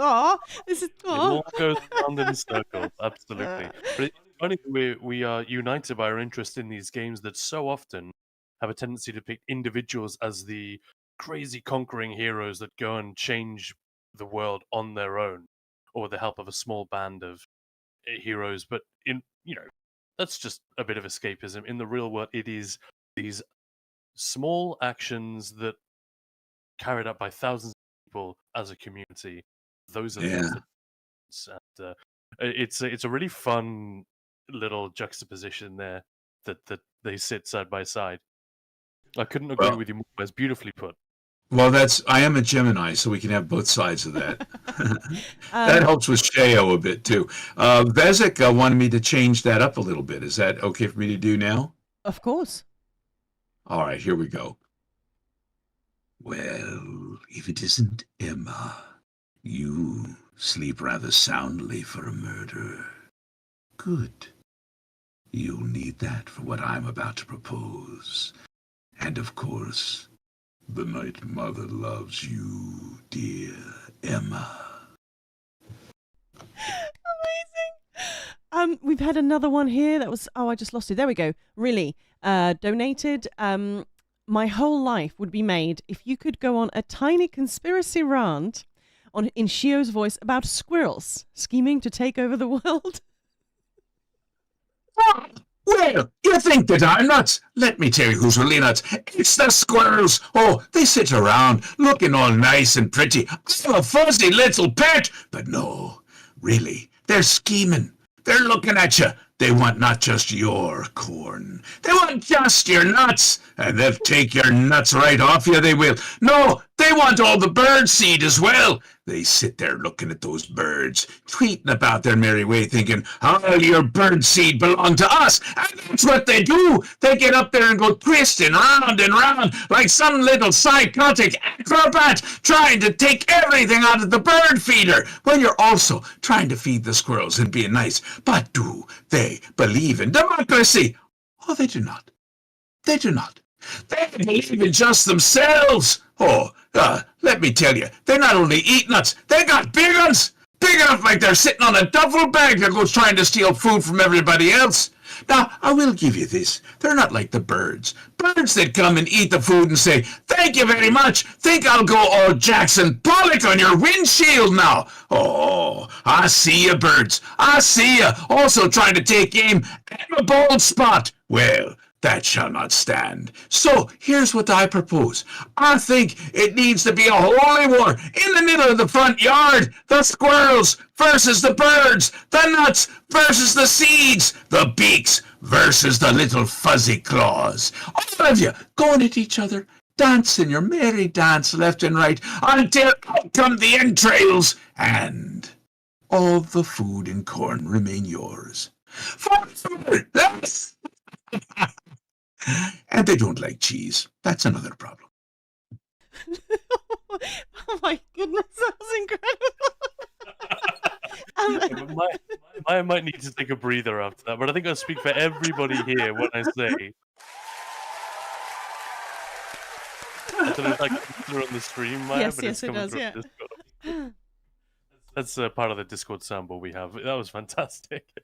I love how you asked for just a little rant, and then this glorious thing unfolded. What makes me think somebody's out there going to animate that now?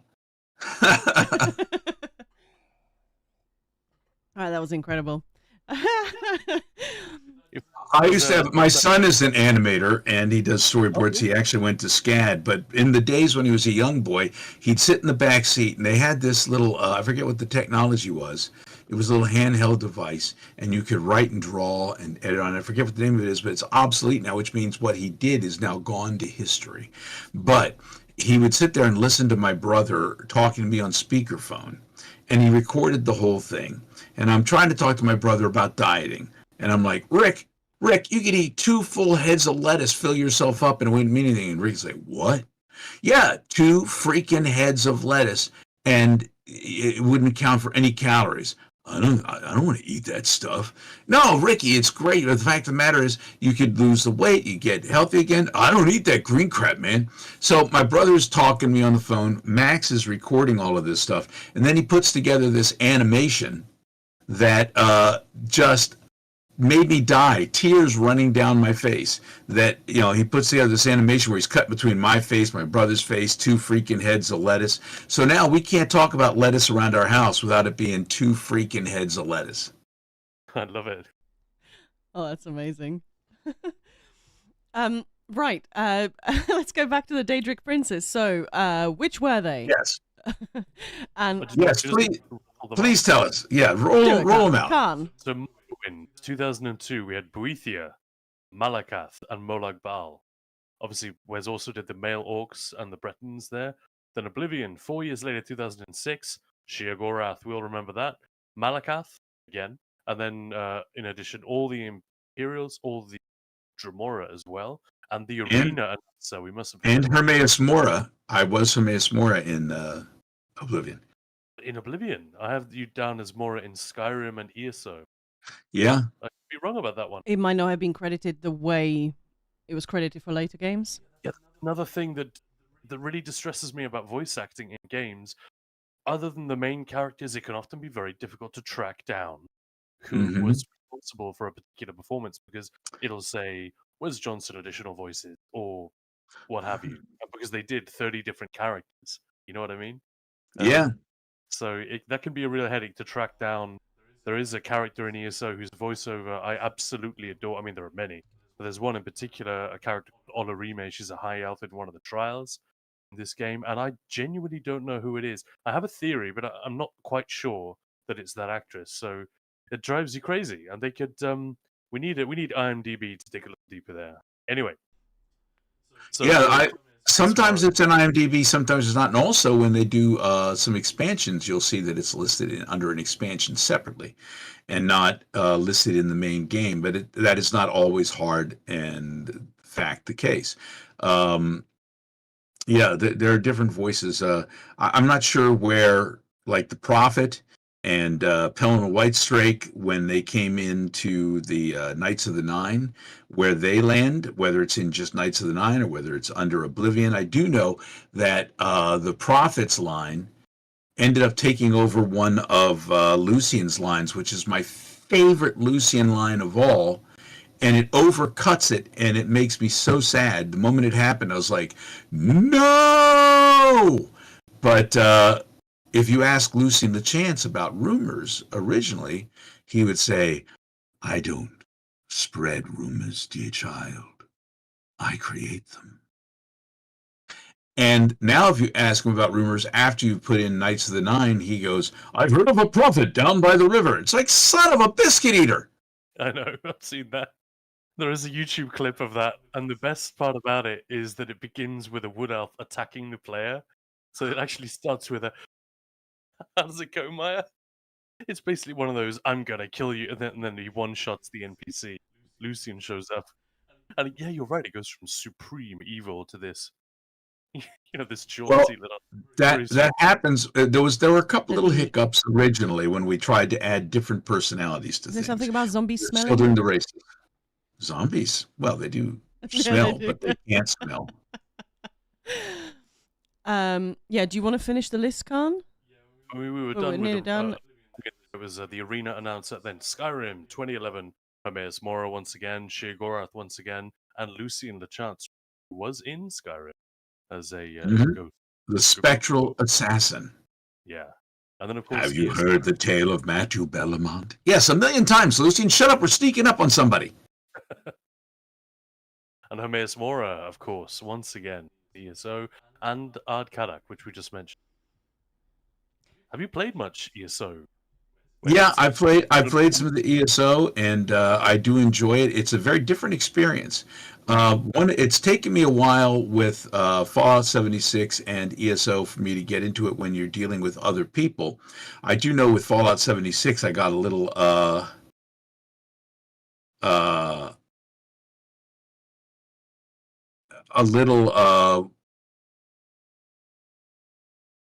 what am I trying to say? I would go into Fallout 76 and someone would frag me and steal my stuff right away. So that was unpleasant. No. Yeah. But it got better, and the community's gotten better in each of those. The fun thing about ESO, and about Fallout 76 is when they started, they were a little more bare bones. But as more people have become part of it and more people have become members of the community, they've made it home. It's like an empty apartment until you move in all the furniture and all your comfort things and all your blankets, and you bring a dog and a cat, and then you hang your hat, and then it becomes home. And people have started hanging their hats in ESO, started hanging their hats in Fallout 76, started building, started making things, started doing stuff. I mean, after the Fallout series came out on HBO, which I loved and I thought they did a great job with, a lot of people started playing Fallout 76 because it enables you to continue to grow and change and adapt as you go. So a lot of these things, and especially like we say, have you played ESO? Yes. But you see, my experience in ESO is going to be different than your experience in ESO other than the main storylines, because you're going to have factions, you're going to have groups, you're going to play with other people. It becomes what you make of it.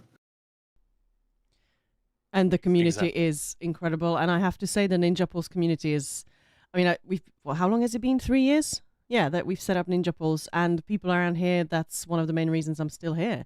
Obviously the game, but, it's what you bring into a game like ESO and MMO, and it's the people that make it, Right. which is, yeah. It is true. The people make it. It's kind of um, it's an important thing. It's an important aspect of what we do. You know what I mean?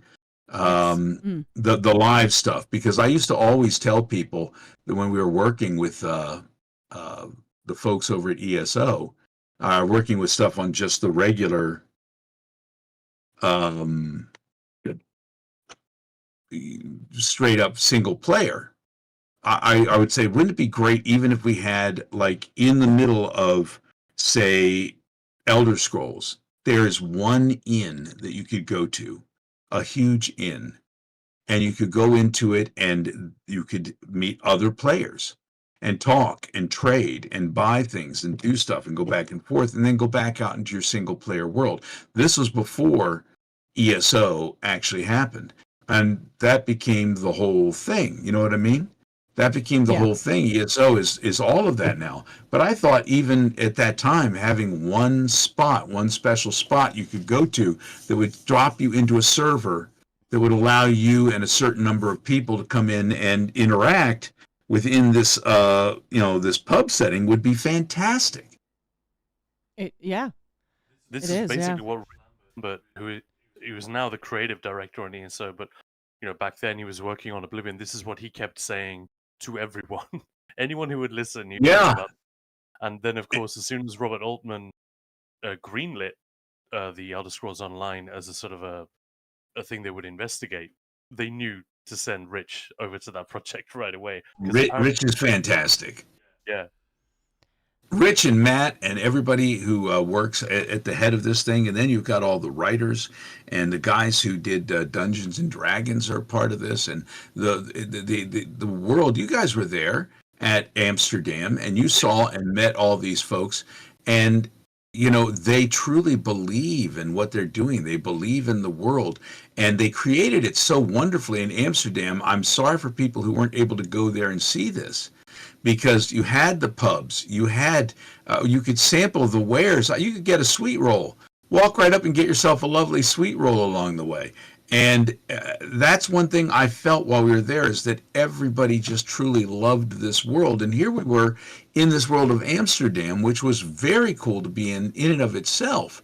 But the moment you walked into that building for the ESO 10th anniversary celebration, it wasn't just like walking into another dimension. It was like walking into the Elder Scrolls. It was terrific. It was really, so I was expecting it to be amazing, but it was beyond, way beyond. And again, I'm very sorry I didn't get a chance to sign the book. I wanted to sign the book, but the line was so long. I signed it the day before because I was able to go there before it actually opened, luckily, so we were able to sign. I should have done that.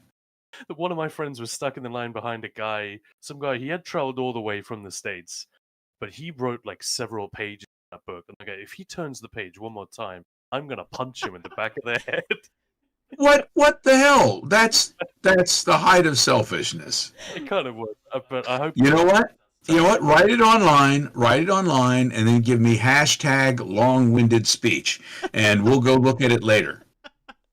Brilliant. Oh, a couple of more donations. Grumwell, thank you so much. And the comment is, and Alzheimer's. So, yes, thank you. Zim, thank you so much. And as a comment, as I already said, Wes, thank you for all you do, both for all these games, but even more for raising charity for Alzheimer's. Something I lost my great grandmother to. And then, as a bard myself, I would like to hear Shiogorath's thoughts on bards. Ooh. But thank you for sharing. Aren't you special? Sitting around wearing your robe, wearing your little sandals, Birkenstocks do not make an educated man, no. But I'm going to sit up all night and write myself a poem. Oh, bang, bang. You sit around, you talk to just other bards. Have you ever talked to a bard? Oh, your brain starts to bleed from the sheer dullness of it. I'm so educated. I know what's going on in the world. You don't. You know what's going on in a book. You know what's going on in a poem that you wrote. And then you hand it off to some courier. Some stinking courier gets off a horse, comes in smelling of horse and poop and the entire Tamriel, all the weather, and says, I'm here to collect a poem for the Poetic Edda. And you say, oh, well, you have been working on this all night, and I'll never see it again, but I trust you, man with no ID, smelling like holy hell. Please take my delicate work and go. Oh, you're a fine, trusted individual. You're naive as what you are, living in your little ivory tower of knowledge, but you have no sense. That was not a courier. He's got to use that for toilet paper. That's all he's going to do. Oh. Well, get on with your educated self. And oh, by the way, that haircut of yours, bald on the top, ring around the sides, so very attractive. It's working well for Haskell over here. Oh, shut up, Haskell, it is. You're bald and you know it. Anyway, off with you, Bard. Well, there we have it. Oh. I've got to know how to react. Just incredible. You are too good at it. If it's possible to be too good at a thing, this is it. Well, at least we got some applause from Zim the Bard, so that's good. Yeah, and we're seeing exactly what you talked about, that you have created this space for these characters in your mind, so you can go there. They do. They come in all the time. All these different characters. We can have like Hermes Mora feels very fond of the bards. They take care of all of my tomes for me, and yet they will suffer. Oh my goodness, that's incredible! Like that's I just love Hermes Mora. I love doing the story, just listening. It is, yeah. It might not. I'm sorry. It might not necessarily be my favorite Daedric Prince, but the way you brought it to life, it's just, yeah, it wins for me. The funny thing is, he's different from Skyrim and the Dragonborn DLC than he is from ESO, because when I worked with them, and I worked with a director, her name is DB Cooper. DB is the very best, and when we were working together to try to adapt Hermes Mora, we wanted Hermes Mora to sound the same, to be reminiscent of what you heard. However, he does all those clicks, which I threw a few of the clicks in here now, and he's so slow in the Shivering Isles Dragonborn expansion, and you can't get rid of him. You can't bypass the dialogue. You have to listen. For some people with ADD, they feel like they've been caught in an industrial strength bear trap, and they're trying to gnaw their leg off and get away. Well, in ESO, it's so full of lore, and I have to get this lore across. So we thought, how he needs to sound the same. He needs to be there, but if we get rid of all the clicks and some of the affectations, but keep the lyrical movement and some of the things where he can go back and forth, it will remain the same, but we can go quicker. And I started thinking about it, and I said, well, here's the thing about Hermes Mora. This is a creature with 1,000,000 tentacles, 1,000,000 eyeballs. I've never seen a mouth, so how is he communicating? Telepathically. You're going to hear him the way you are going to hear him. And the character that you play in ESO is different than the character that you're playing in Dragonborn. So you're going to hear Hermaeus Mora a little differently, but he will still sound like the same entity. And that's how we were able to adapt him for ESO. And some people like the ESO better. Some people like Skyrim better. What I find when you go back to those hurtful comment sections, which is very funny, when people go, Wes Johnson has forgotten how to do his voice for Hermaeus Mora. Oh, wow. That's smart. Oh, Wes Johnson never forgets, just like an elephant. Yeah. Yeah, it's they are quite different, but I think, well, there is a reason, and I enjoy both, and it's not that I'm sort of amused that somebody would say, "Oh, you forgot how you did it? Come on, let me show you how." Yeah. Well, when I do Hermaeus Mora, you ask me to do Hermaeus Mora now, I may revert back to the Skyrim version. Ah. There is Hermaeus Mora. Let's see. Hermaeus Mora, where the tongue is slightly in the mouth and a bit more clicky and elongated. But as you do him in ESO, it's still similar but quicker, and he can be angry quicker as well. Oh, that's wonderful. So you can hear how they're similar but different. Yeah. Never even occurred to me that they were that as different as all that would complain about it. But I suppose that's the internet. It's the one of the internet, defining pieces. Yeah. Before they've actually checked their facts. There we go. Look, Lorien, I love them both. Exactly. Oh, Zim, that made my entire day, month, and year. Thank you. What makes me happy is when people don't know it's me doing different voices. And occasionally someone will be like, oh, I could tell that was Wes Johnson from a mile away. And yet, there are other voices they didn't know that I did, which makes me happy. When Ron Hope came out and we were sort of doing a little bit of a tribute to the Imperial Guard, there was a little bit of that flavor to him. Not entirely, but there was a little bit of that flavor, especially since we also brought in the Adoring Fan and a few other little things that were sort of, Easter eggs. There were some articles coming out going, well, he's back. Finally, we get to hear Wes Johnson again. It's like, I never left. I've just been doing different voices. Like in Fallout, when you play Fallout 3 and you get the Broken Steel, the one that's closest to my own voice is just an exhausted Scribe Bigsley who's pissed off about everything, but it's more me. Fine, I'll do whatever you need to do, but screw lions. And that was Mark Lampert saying, you've done these different voices and worked in different ranges. I'd like you to do something closer to you, but exhausted. Like when I did the arena announcer, he said, do what you do when you do the Capitals games, only add it like it's on steroids because this is for gladiators. And what's interesting is I started doing it like that for the arena in Oblivion, but then I took some of that attitude and brought it to the actual game. Started unleashing fury and doing things like that and getting much more worked up at the actual hockey games to the point where people are like, this guy's a rebel. This guy doesn't do it old school.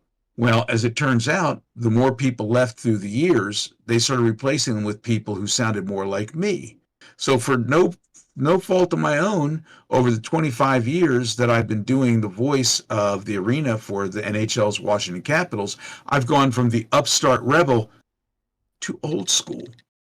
Whereas I was accused of not being old school before, now I am the old school. It's weird. That's how you do it. Yeah. That's how you do it. And I don't know if you're looking at chat.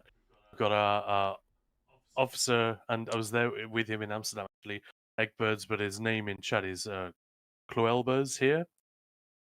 This man is a conductor. He's a professional musician. He deals with vocal performances of a slightly different sort all the freaking time. So for him to say, I love that voice with a million O's, that's that's wonderful. That is high praise indeed. But Shinzi. Thank you, Clovers. You were Forks, And I would have thought I could sort of. Hey, folks, oh, I don't know why people don't attack us when you are around. It's because you killed them all, folks. You shot them all dead with a Gatling gun. You killed them all. That's why they don't attack us. One of the bright spots in Fallout 3. It was a great game, but that was an absolute highlight. So to realize that that had been you the whole time, a voice and a performer that I feel like I know so well, exactly. Just as somebody wrote in chat now, it's a testament to the quality of the performance. It is something you should be very pleased with when it happens, and I'm sure it happens It all does. the time. It makes me happy. I mean, there are some people who don't know that I'm actually Emperor Titus Mede II Mhm. in Yeah. yeah, in Skyrim, and I ask people, did you kill him right away or did you talk to him? And I'm very offended when they don't talk to him. You know, don't kill me without foreplay, please. Yeah, Give me Lucian a would few not. moments. Yeah. But if you do that, if you do listen to me, I hope that I've moved you enough that even though you're going to kill me, and I'm fine with my character seems fine with it, but he asks a favor of you. And I want to know if you did that favor. Because if you did that favor for me, you then went and killed Alexander Brandon, who set me up. So he and I have had that discussion many times at cons and together when we're hanging out. And it's like, you killed me, but I had you killed as well. Ha, ha, ha. Yeah, it's definitely true that you can't always tell. So there's always a surprise when I'm looking through lists, the like IMDb or whatever. So I thought, oh wow, okay, so Wes did this as well. That's amazing. But sometimes you Did you think, know I hang was on, Aramis Columnus oh in the Shivering Isles expansion? The suicidal guy, Aramis Columbus? no, okay, well there we go. Yeah, and there's a There's guy always more, yeah. in a cave. Yeah, there's a guy in a cave. What is his name? I know his name normally, but I'd forgotten that I did him. He's the guy who gives you the what you need to build your own staff of Sheogorath. Begins with a U. And when I Oh, went down and started speaking to him, I suddenly realized it was me and I'd forgotten I'd done him. So that's a weird sensation, hearing yourself talk to yourself, not remembering having done it. oh, So it was that was a cool thing. I also play the torturer in the Shivering Isles, and if you go to the mouth of madness, right outside, and you hear the Imperial Guard, who obviously in the middle of all that weather is dying of some sort of tuberculosis and chest cold, it's not just acting on my part, it's me having a near-death chest cold and performing that character. oh no, So use what you've got at the time yeah, I and make suppose, it yeah. real. But it is what I always think is whether you sort of recognize or you Dias, think Dias, Dias. that's There we right. go, Dias. Dias. So what do you think? Oh, there's something that I recognize, and you look it up. You're like, yeah, got it. But whenever you look up, it's Wes Johnson. Like, okay, we're in good company. We're happy. This is going to be great. Is there someone that does this for you? Like whether it's in games or movies, a voice, an actor that you think, oh yes, this is going to be great, right? Well, first of all, I love Mark Hamill. But there are guys who, if you're looking at Skyrim, Ralph Cosham, the late Ralph Cosham, who played all the Bretons in Oblivion. I would have listened to Ralph read the phone book. He did the Pirates of the Caribbean game. He was Joffrey. He was Vincent Valtieri. He's just wonderful. As far as actors, there's a guy who's one of those everyone faces that you've seen in so many things, and he was from my area at first, and then he did really well, and his name was Stanley Anderson. And Stanley, you'll recognize him. He was the Major in Spider-Man, or the General in Spider-Man. He was the judge in the last episodes of Seinfeld. When you see his face, you'll know his face. And I remember going out and meeting him in LA, and he took the time with me to go out to the Carnegie Deli. Was it Carnegie Deli there? I think it is, not Cantor's. Cantor's, I think, is New York. But it's the big one there in the middle of Hollywood.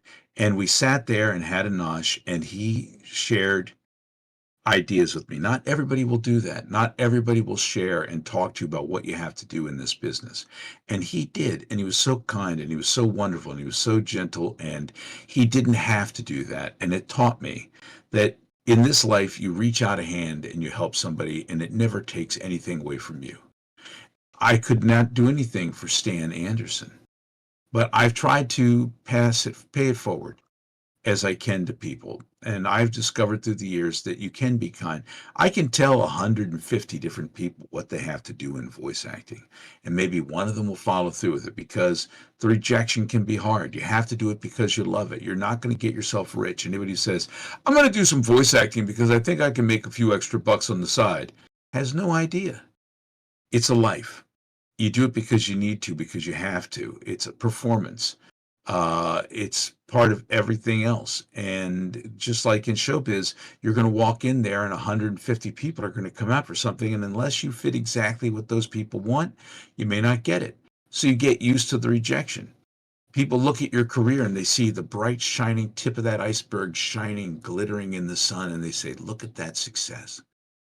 What they don't realize is under the water, what they don't see are miles and miles and miles of effort, practice, rejection.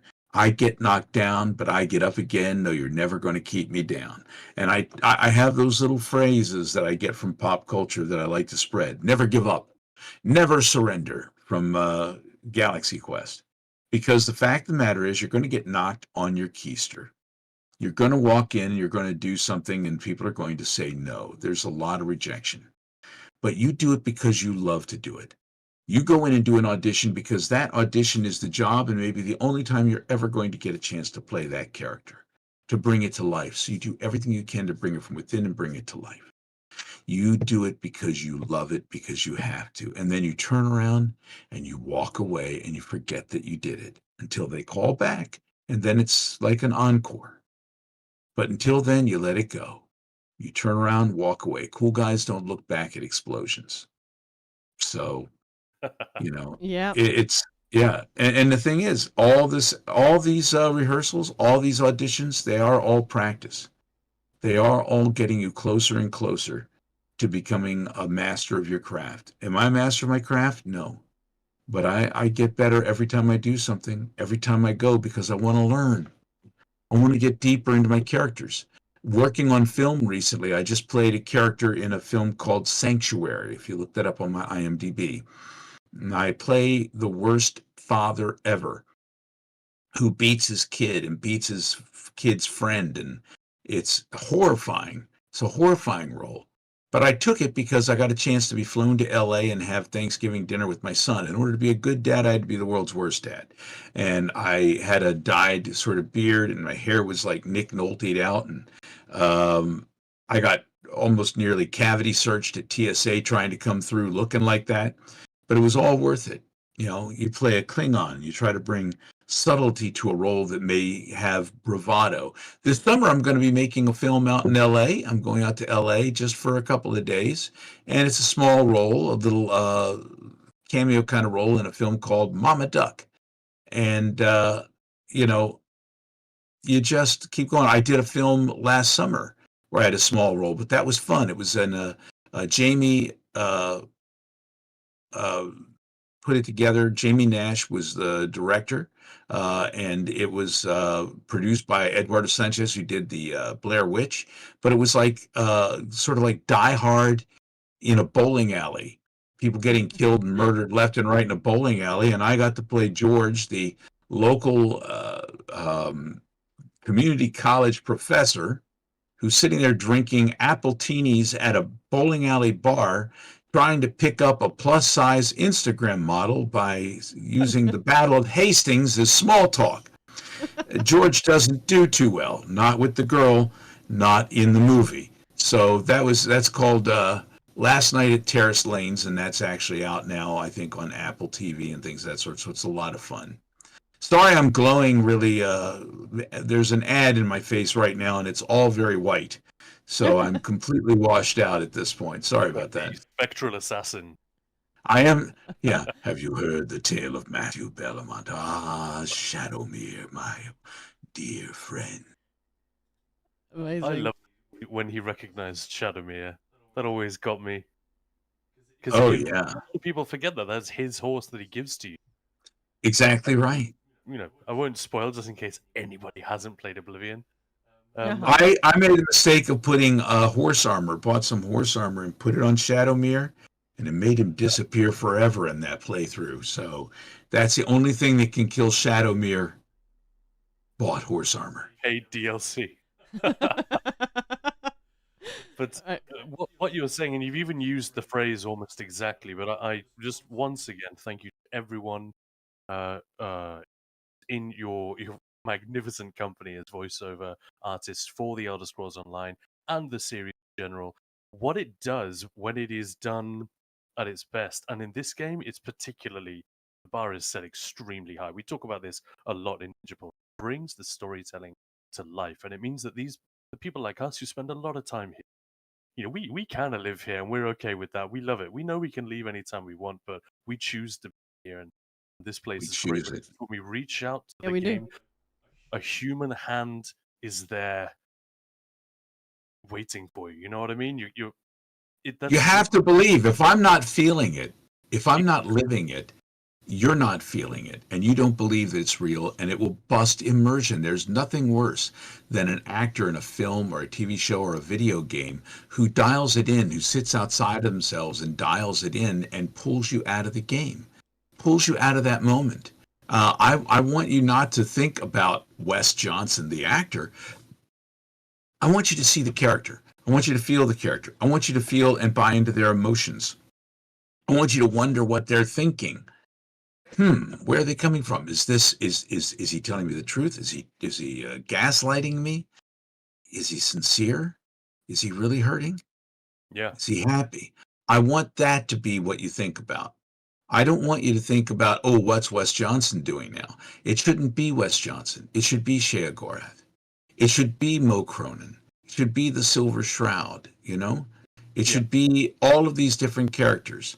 It should be the Gray Fox telling you capital, Pelennor Whitestrake was a weird and interesting different character. That is the Knights of the Nine of all the DLC is the one that slips away from me memory-wise the most, other than the Prophet, who just this deranged guy on the corner, which is a lot of fun to play, and I'm pretty much afraid that that's going to be me with a sign that says "We'll voice for food" eventually.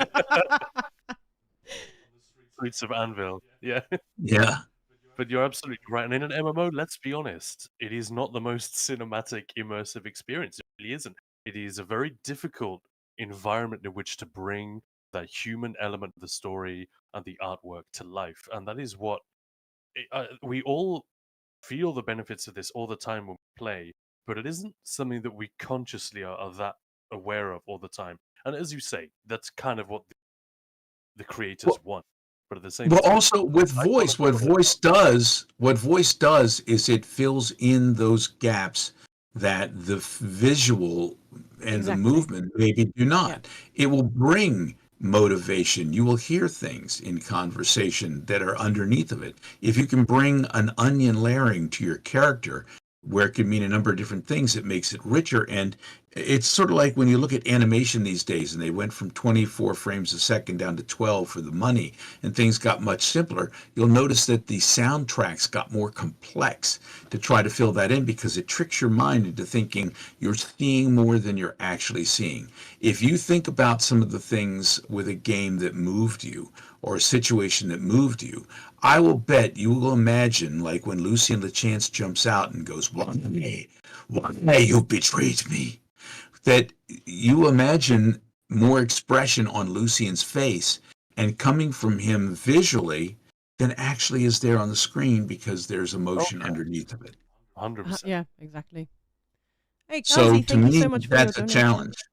Sorry, Wes, I just completely talked to you. Go for it. I was just saying. No, donations are more important. Saying hi, Hermie.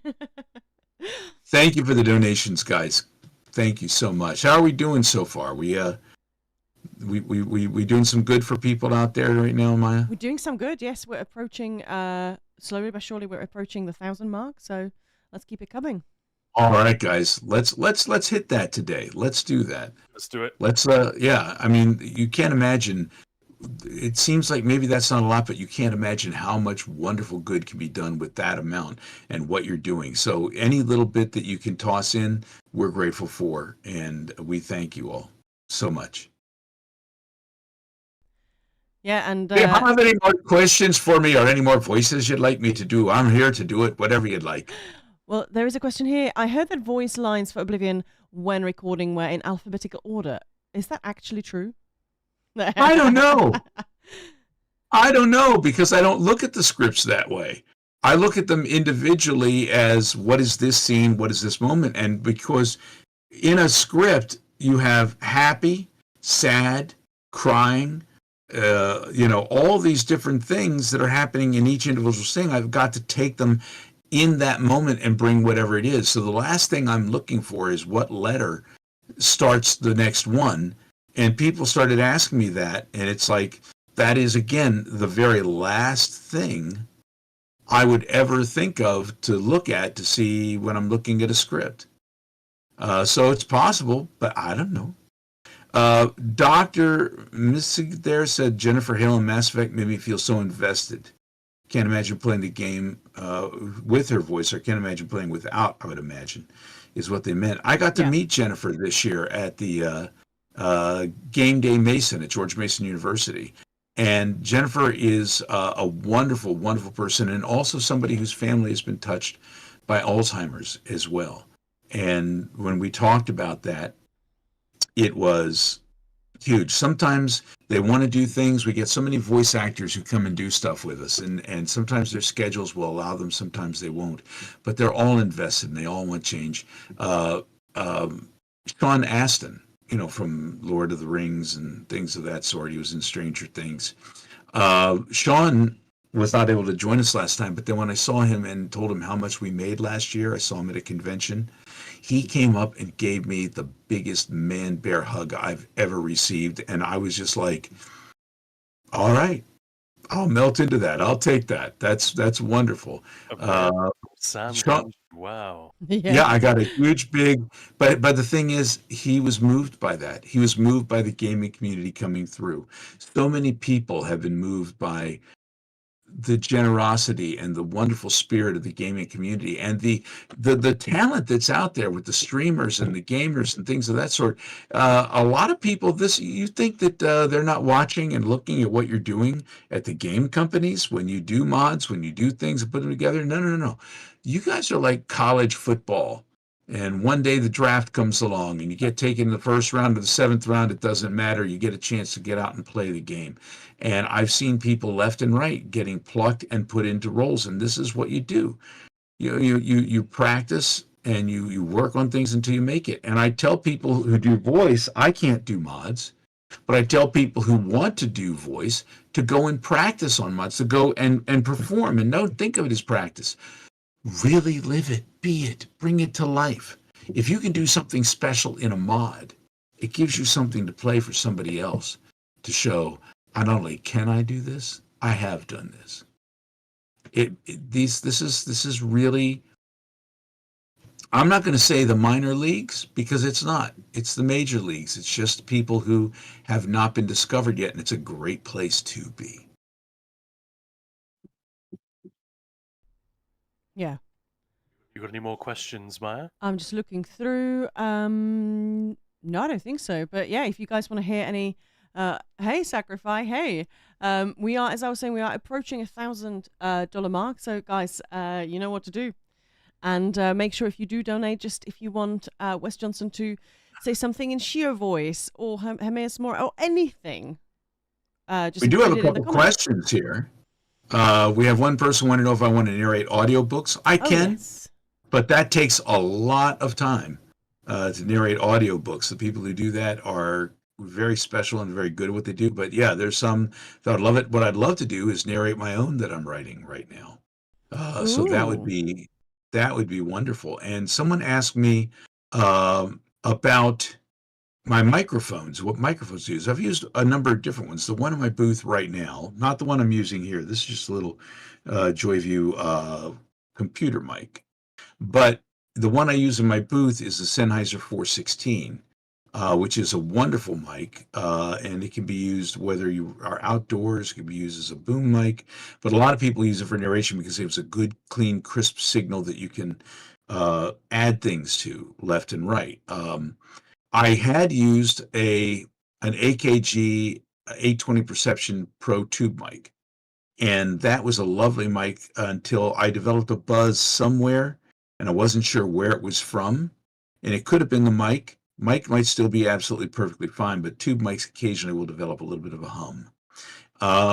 But I was also going through my an Avalon 737 SP processor, and I took that off, and I'm now going straight through a Tascam 1x2 directly into my computer when I use Source Connect and things of that sort to connect with other studios. And they just love the crisp, clear voice that they're getting with this, so I'm not messing with anything else. That being said, I loved the Avalon 730 SP, loved the AKG, and one day I want to get the U87, and that would be a wonderful mic to have. And I also would love to get a Stanley Stereo Gold, which they don't make anymore, but the Stanley or the Manley Stereo Gold was what Don LaFontaine used. And they have one that's very similar to that, but those are like, $6,000. And the Neumanns can be fairly expensive as well, but I feel like Wayne in Wayne's World looking at the guitar on the shelf going, "Oh yes, you will be mine. One day you will be mine." These are the guys. They're like a branch of Sennheiser, aren't they? The super specialized. Is that right? Or did I Yeah, get that up? the Sennheiser 416 is a long tube mic, and I love it. It's just fantastic. It's one of the best mics I've ever owned. And it was recommended to me by someone else who does narration and said, "You can't beat this." And he still uses it to this day. So it's a fantastic mic. It's very user friendly. It's very maintenance free. But again, you set your eyes and your sights on something like a U87, which is legendary. The Neumann U87. It's just a legendary mic.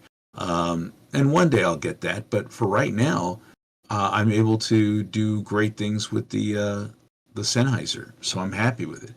Everything you're hearing in the games right now is the Sennheiser. And in fact, yesterday, when we were recording and doing stuff on live, people were hearing it on, the Zoom chat. They're hearing it through my iPhone. But I was in my booth. I broadcast live from my booth, and everything was being recorded from the Sennheiser directly into my software, which right now I've been using the Adobe Audition to capture things, and I use other things to edit. But I just dropped it into there and sent them the raw, and they're doing whatever they need to do to it to make it good for tomorrow. I can't wait to hear it and hear how it works immersion-wise. You rarely get a turnaround that quick on a game. Yeah, that was incredible. That was so fast. They've been making the mod in the last couple of days live Actually, on Twitch. yesterday or today, yeah. Yeah, crazy. We should say Ninja Pulse Gaming, sponsored by Sennheiser. But yeah, that's actually really. I'm sure there are more than a few people in the chat who know the technical terms that you're using there, and are very grateful tips. So thank you. Yeah. Well, we have someone here who's Clovers said the unit went with that U87, worked with it, and yeah, I've worked with them in studios, and they're just beautiful, and they're crisp and buttery at the same time. It's a beautiful piece of equipment, and occasionally you see a microphone that are like, oh man, amazing. Like these headphones I'm wearing right now are Sennheisers, and they are not make them anymore, but it's the Sennheiser 360 HD Pro. And the reason I like them is because my ears are a bit bigger, and these cover the entire ears. And I went and met somebody who was doing at a studio who I was working with, and they had them, and I was like, ooh, these are beautiful. So I had to get myself a pair because I'd been using Sony's. I used to use the Sennheiser 280 Pros, but they're smaller. And when you have big ears like mine right here, and you've got the, you end up getting a cauliflower ear by this thing pressing on it after a while, because this covers my entire ear around and it's very comfortable. I can sit here and edit all day long with no issues. So you find stuff that works for you, whether it's the interface that you're using. I use a Tascam. Some people use a Scarlett Solo as an interface. Some people use other things. I was using an Avalon 737 SP. It depends on what you want to use as your interface going between your microphone and your computer, because some microphones need phantom power in order to work. Like when I use the RE20, the Electro Voice RE20, which I used to use in broadcasting. And so I thought getting one of those at home would be fantastic. But as it turns out, even with the phantom power, I was getting a much better sound out of different microphones. I think I'm using the AKG 414 when I do the Capitals games, and that's a fantastic mic. And these mics run anywhere like $1,200, $1,400. Right now, you could probably get yourself a Sennheiser 416 for about $1,000. Go to some place like Sweetwater, you can buy it in installments, which I love. So it takes a little bit of the bite out of it. You can pay over time. But you can also go buy things on places like eBay or Reverb from someone who says, I'm going to build a home studio. Then after a year or so, they're like, I never use a home studio. So they sell the stuff at a cut rate price, having never used it. My 737 SP, the Avalon, is like a $3,500 unit. I bought it for $1,500 off eBay. And as it turns out, and this is very funny, when I found out who I bought it from, it turned out to be Johnny Resnick from the Goo Goo Dolls. It was in his home studio. So now it's doing voiceovers for me, and it used to be doing rock and roll with the Goo Goo Dolls, and it's like, son of a biscuit eater, I might as well be retired. That's amazing. Wow. Is it signed by him as well and addressed to somebody called Phil? No, it should be. It should be signed to Phil. Amazing. All right, we got a couple of amazing donations. Thank you so much. We're now $150 away from 1,000. Can we hit that? We can do that, guys. We can do that. Come on, guys. Let's take that challenge. 160 more, and we top 1,000 for Maya, and Ninja pulls 1,000. So that would be fantastic. You are having a fantastic influence here, and not on the the fundraising side, as we've seen Sin of Men, who's another one of our officers in the guild. He's actually reinstalling Oblivion as we speak. Fantastic. Well, do the 10th anniversary edition. If you're doing it on, they have so many new things. They're putting in stuff that has been put together by the community in it, and there's some dragon armor that you can get very early on in the game that also has extra carry weight with it, and it's indispensable. Also, 100% fire resistance, which is pretty good when you've got some dragon trying to turn your testes into s'mores. That's a great phrase. I'm going to remember that. Yeah, that sounds amazing. I didn't actually say it was Duck and Savina who run Vanquish Guild. They actually do performances, Christmas Carol in ESO. Oh, yeah. Yeah. So that was one of their donations. Thank you so much, guys. They are going to be doing their performance this year, which sounds amazing. And Rim, that's wonderful. You know, we did that for St. Jude's a couple years ago. It's still online if you go to YouTube. Yeah. And look up Fallout Christmas Carol or Wasteland Christmas Carol, but it was done by Chad Fallout 76 and Fallout for Hope. And I got a chance to finally play Scrooge, which was wonderful. But it was also Scrooge as played by a repertory company in the Wasteland, Sir, the gentleman by the name of Olivier, who's very much full of affectation and full of himself. So we had a play within a play. And getting a chance to play Scrooge, I thought it was very funny because somebody later who was part of it wrote in and said, here we are doing a Christmas Carol. We're all just having fun. And there's WES Johnson, as serious as death. And man, it's true because I felt every moment of that. And I felt every moment of Scrooge. And I've always wanted to play that character. And it was a bucket list thing. So I wish them the very best of luck to break a leg and have a wonderful time doing that performance because I loved it and there's no better time. That's awesome. Hey, Schnacks with another donation. Oh, we're only $100 away from 1,000 now. Let's keep it going. Come Ooh, on, let's go. Don't forget go to. team. Let's do it, squad. We are raising money for Alzheimer's Association, and every little helps. So whatever you guys can donate will be absolutely incredible. And hey, Doug, this will be our 5th year of performances. Wow, I didn't realize you guys have Oh, been going for 5 fantastic. years. Doug, do you Wow. have a link you can send so that we can follow that? And maybe next year, Duck, you guys can do a performance for us for Voice of Palooza. There we go. It's a play they do every Christmas, and I can't remember why, but it was unfortunately cancelled this last Christmas. I just don't think they had time to put it Oh, on. that's too bad. Uh, I think it was last all Christmas we did a Fallout a Christmas story.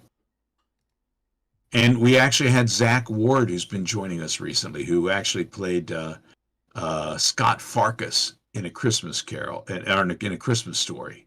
What are you gonna do? Cry? But he joined us in this, and he's a wonderful actor now. If you've never seen his work and the stuff he's doing these days, fantastic. And they did a sequel to A Christmas Story where Peter Billingsley was in it, and a lot of the original cast. And Scott Farkas came back as a town police officer, and it was one of the more emotional moments in the thing. In fact, I told Zach later, I said, man, you almost made me cry. So he's like, almost. Yeah. Let's do better, right? Hey, another. Oh Yeah, my God, we're $3 now. $3, not even $2.50 away from 1,000. Thank you, Woban. Another incredible donation. So that's I'm just gonna call that out. Thank you so much. If I'm butchering the name, I apologize. Woban the Zombie Cat. 2 really generous donations. We're so right. grateful. That's amazing. Thank you so much. I've Oh, had a wow. zombie cat before. They may sound like they're saying meow, but what they're really saying is brains. Well, I've got my Ted, which is my Bengal cat. He's 17 years old, but he's a teeny tiny, very loud thing. People know him usually on stream. voice acting. Hang on a moment. I'll wave the treat jar at him and see what happens. That is so what he's doing when I'm not feeding him when he wants it. I will remember that. Right? They'll give you that loving when they want some food, basically.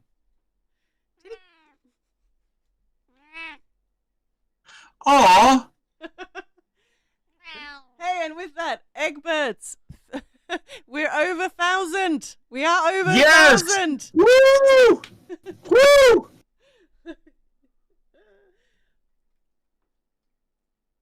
Thank you, guys. Egberts. Hey! Egberts also all our soundboard sounds, most of them that had to be sort of made. Egberts actually made for us. So just this is fun. Egbert, thank you so much. And that's sort of redundant, isn't it? The eggs coming from birds.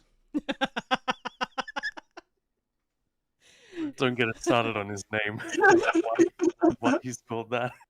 Nobody knows. Okay, you had told me this, Maya, and I'm gonna hold you to this now. Let's talk about food.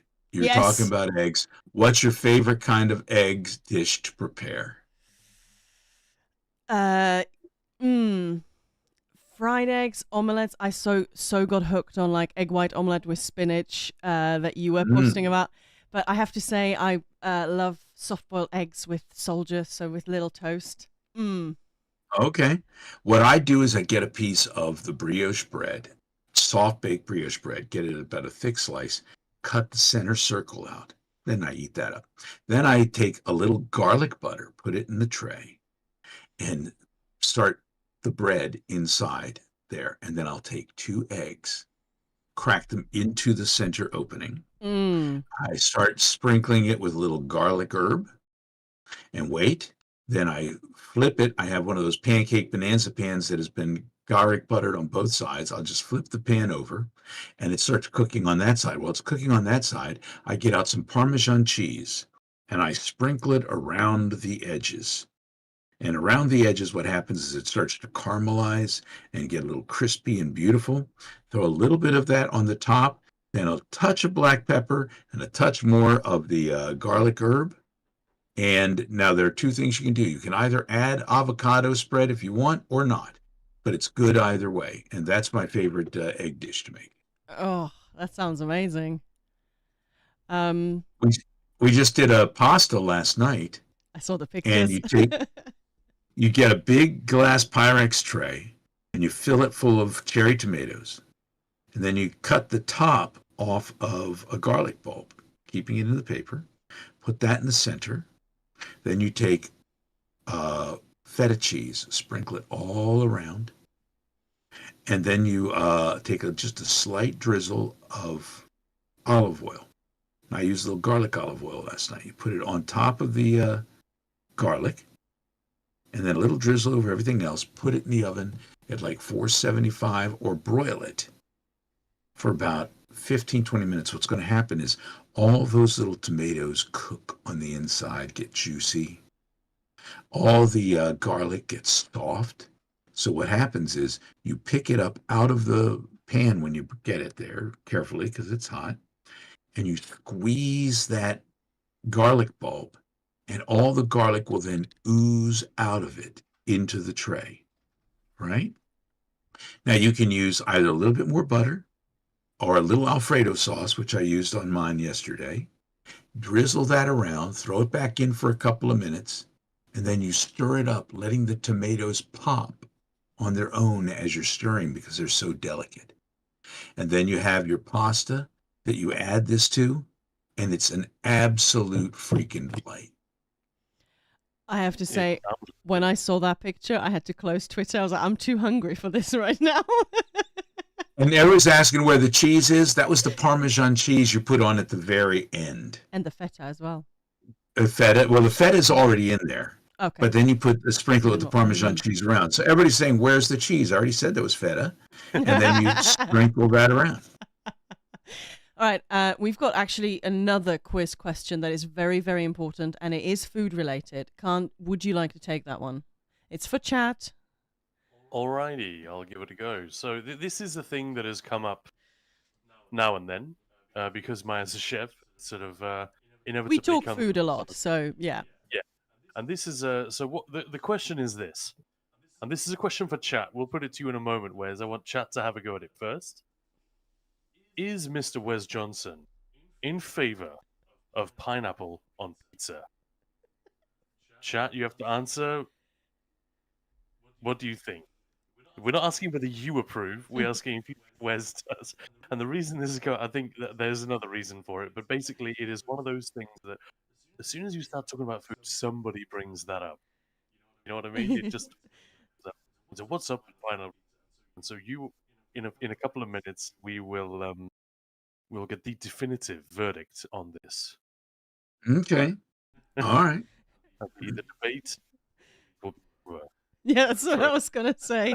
Yeah, people have their opinions. People have different opinions. The war rages on, so we're going to put it to rest once and for all. Pizza Hawaii, Shio definitely is a pineapple pizza. I enjoy it. Yeah. Mm-hmm. Let me just say this about pizzas then. The one thing that will keep me away from pizza if somebody puts anchovies on it. That is the death. Show me a pizza with mushrooms and anchovies, and I'll show you a meal you're eating by yourself. Done. I'll take it.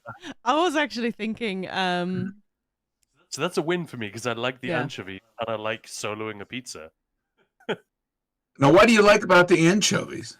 They have to be done. It has to be done right. Like when they're large and they are tough, like it doesn't work. What they need to be is almost like a sauce element, so they like break apart, and it's just this incredible salt umami fish. It's like olive spread. Like a really olive spread makes it sound horrible. Okay, now see, I love olives. Yes, if you can imagine a really strong black olive tapenade from southern France, that and the anchovy, the really softened anchovy, they're not the same, but they have a lot in common. And yeah, I think I understand why people don't like it, but for me, that's gonna work. Also, if the bones are so small that you don't notice, the moment you notice the bones, kind of ruins the whole Yeah. meal. So I totally get that. Yeah, I don't like the fishies on my pizza, unfortunately. Um, I do. There's certain fish that I think is better than other fish. I love salmon. Oh, Oh yeah. you get me some good crispy on the outside and succulent salmon. I love that. Grouper is so good. I remember getting fresh grouper one time when I was down in Florida. We went to Tampa Bay. I was doing some stand-up comedy going through there. We went to a place called the Friendly Fisherman. You would think that they would be giving you throat lozenges, but no, it was a wonderful place. They went out and fished during the day, brought the fish right back, and you ate it that fresh. And it was some of the best grouper I ever had That's in my amazing. life. I could imagine. This is Maya's specialty. If I mean, she's a chef. She is Michelin trained and everything. So you name it, she could probably do it just like that. The same way that you can bust out a character that you've got stored away in that amazing Well, repertoire. it's also how things are prepared depends on how you can eat them. Someone asked me if I hate eggplant. Well, I don't eat a lot of eggplant, but there may be somebody who prepares the eggplant in a way that I would like it. John Waters had an article that he wrote called 101 Things I Hate. And one of the things in there was Brussels sprouts, and he referred to them as little green balls from hell. And he had a little number behind. Everything he hated had a little number behind it. It's in one of his anthology books now, but I think it first came out in Spy magazine. So I told him how much I loved that article, and I mentioned the Brussels sprouts. And he's like, no, people thought it was a challenge after they read that, and someone made me some in a way that I liked. He seemed disappointed about it, but they did make some that he liked. It's all in the preparation of it. So It- It is. you Yeah. might be able to prepare. You might be able to prepare some eggplant that I would enjoy. In fact, I think I've had eggplant mixed in with other things before, and it was fine. Challenge But accepted. I don't go out of my way. Yeah. All So right. All right. when we do some sort of GamesCon or something, Ninja pulls one in the UK, and you come and visit NinjaCon. There we go. And we do a cook-off, and I'm definitely gonna make an eggplant, and you're gonna like it. Okay. I look forward to it. I look forward to it. you My already wife is made- making squash spaghetti tonight. Ooh. Ooh. You know squash spaghetti? Yeah. The big orange or big Mhm. yellow orange thing, cut it in half. Then you put a little feta in there and a little bit of the oil. You put whatever else you're going to put in there. Then you bake it. First, you bake it for a long time. Then you bring it out and you add the other stuff. Then you just start twisting. It becomes like spaghetti. And it's Amazing, amazing. Yeah. Yeah, like pumpkin innards almost. Yeah. Kind Yeah. But it works. All right, so It does. we've got our poll. So most people seem to think that Wes Johnson does like pineapple on a pizza. So why don't you give us the answer? How is it okay to have pineapple on a pizza? Pineapple is sweet. Pepperoni and other parts of the pizza are salty. Salty and sweet together do a dance, a tango across your tongue. So I will say yes, I do enjoy that. I like it very much. In fact, I will throw a pizza together that has pineapple, pepperoni, onion, and feta cheese together because all of those things you can either use a sweet sauce, and occasionally I have used the Parmesan garlic sauce underneath of it. It all depends on what I'm looking for. There are different things and different flavors. It's the only thing I'm not adventurous with are the anchovies. But yeah, I agree with you. I think sure, if you look at it traditionally, there are some things that perhaps are not traditional, but I mean, tomatoes, they don't come from Italy. You know, chili does not come from India. So I'm sort of open to just, hey, if it works, Yeah. and if you Flavors like are it, meant to be mixed and tried in different ways. If you're a chef, if you like to create, and you know what you like, and you know how flavors can co-interact with each other, it's worth trying different things. Now, those people there are people with pizza who can be a bigger snob than somebody who's eaten caviar, for God's sake. You know? Hey, it's got to be foldable. If it's not foldable, it's crap. You and your Chicago deep dish pizza. Well, you know what? They're both delicious. I'll eat a piece of Chicago deep dish, and then I'll fold up another slice over this way. I like them both. It depends upon your mood. It depends on what I want to eat. And here is the operative term there, what I want to eat. Am I making this Yeah. food for you? To hell no. If you want to have some, you're more than welcome to it. If you want to come in and bitch about what I made, you can go out and get yourself a cheeseburger at the local place. Bye. 100%. Yep.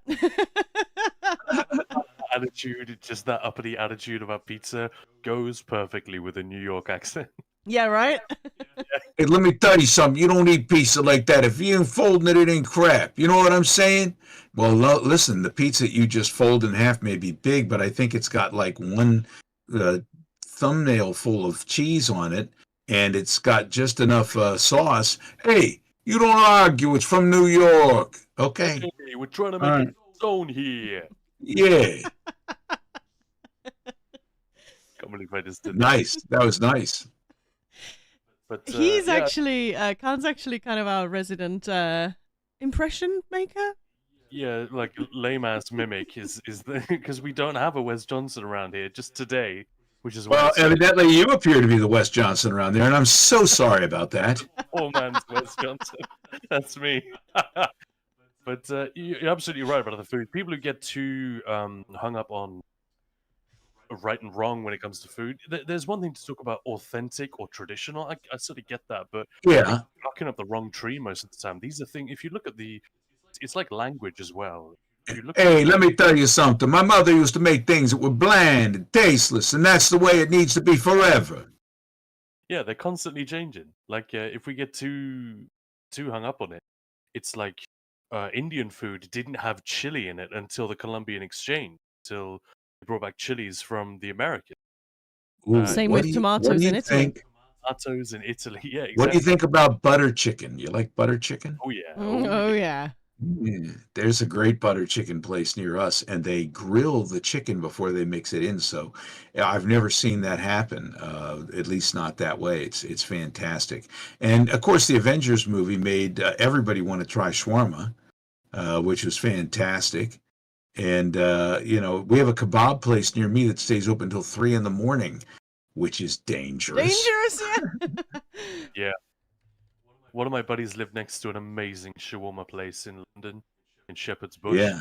And also, there's an Israeli trance band called Infected Mushroom, who I like a lot. And they have the Legend. What's in the name, right? Yeah. But yeah, one of their albums is called The Legend of the Black Shawarma. So we were always like, what does that mean when we were teenagers or whatever? That's wonderful. So what would you guys say your favorite food is? I was just going to ask you the same thing. Well, I'll tell you what my favorite is. Fall off the fork tender pot roast, some creamed spinach, and a little whipped sweet potato. There's a place in Williamsburg, Virginia that makes all of that called Food for Thought, and I will travel there sometimes just to eat that. Oh, that's awesome. Come on, what would be your favorite food? It's probably going to be a meat prepared by you, something like a salmon fillet or a scallop or pork belly. And the reason, those are very different foods, but let me explain why. Maya is such an incredible technician in the kitchen. Even though every cut of meat is different, she knows how. She occasionally will get it wrong, but it's like 1% of the time. And the other 99% are freaking. So little you didn't even need to bring it up. Yeah, exactly. You're not getting any dinner then. You could pay $100 for a plate in a really swanky restaurant, not have stuff cooked this well. It is that pork belly when it's perfectly softened in the middle. Everything is rendered, and the stuff, the fat on the outside, is beautifully fried, so it is crisp, golden brown, and even the fork starts to melt out of joy as you like. Oh my!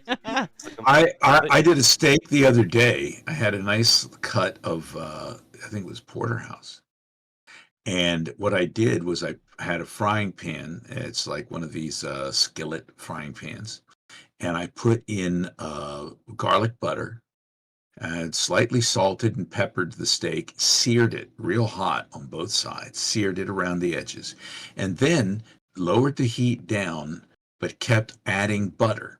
And what you do is as the butter is boiling, you take the butter in spoonfuls and you ladle it over the steak. What is happening is the steak as you're ladling it and then you flip it, it's cooking it even further. So you end up with this wonderful, nice, juicy medium inside, and the outside gets that flavor and texture and a little slight crisp that makes it mwah, so good. Exactly. Yeah, exactly what I'm talking about. And it doesn't even have to be a specific meat. It's just one of those things where it requires skill and attention to bring it into that, to coax it into that version of the best version of itself. And Maya's amazing at this. Her pan-fried scallops, she does exactly the same trick with the butter and also Scallops are squeeze wonderful. lemon right at the end, and it's a super high heat. So they're a little under in the middle, but super crisp, Now, caramelized. question for you with your scallops: if they're really fresh, they don't dance. Do your scallops dance Yes. when you're cooking them? So that means that they're not as fresh as you would want them to be. I just meant they dance on the palate. But then you're teaching them who's boss. They stop dancing eventually. Yeah.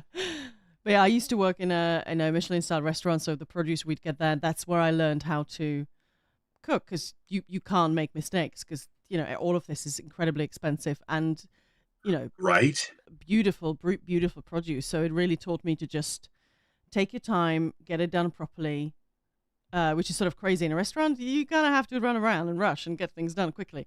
But yeah. Even in your own kitchen, there you have to juggle things and keep moving. And if somebody calls or somebody walks in and says, now would be a nice time to talk, you're like, no, because there's so many things you're juggling time-wise that by taking time out of something, even 2 minutes can change the cook, and it's a disaster. Yeah, absolutely.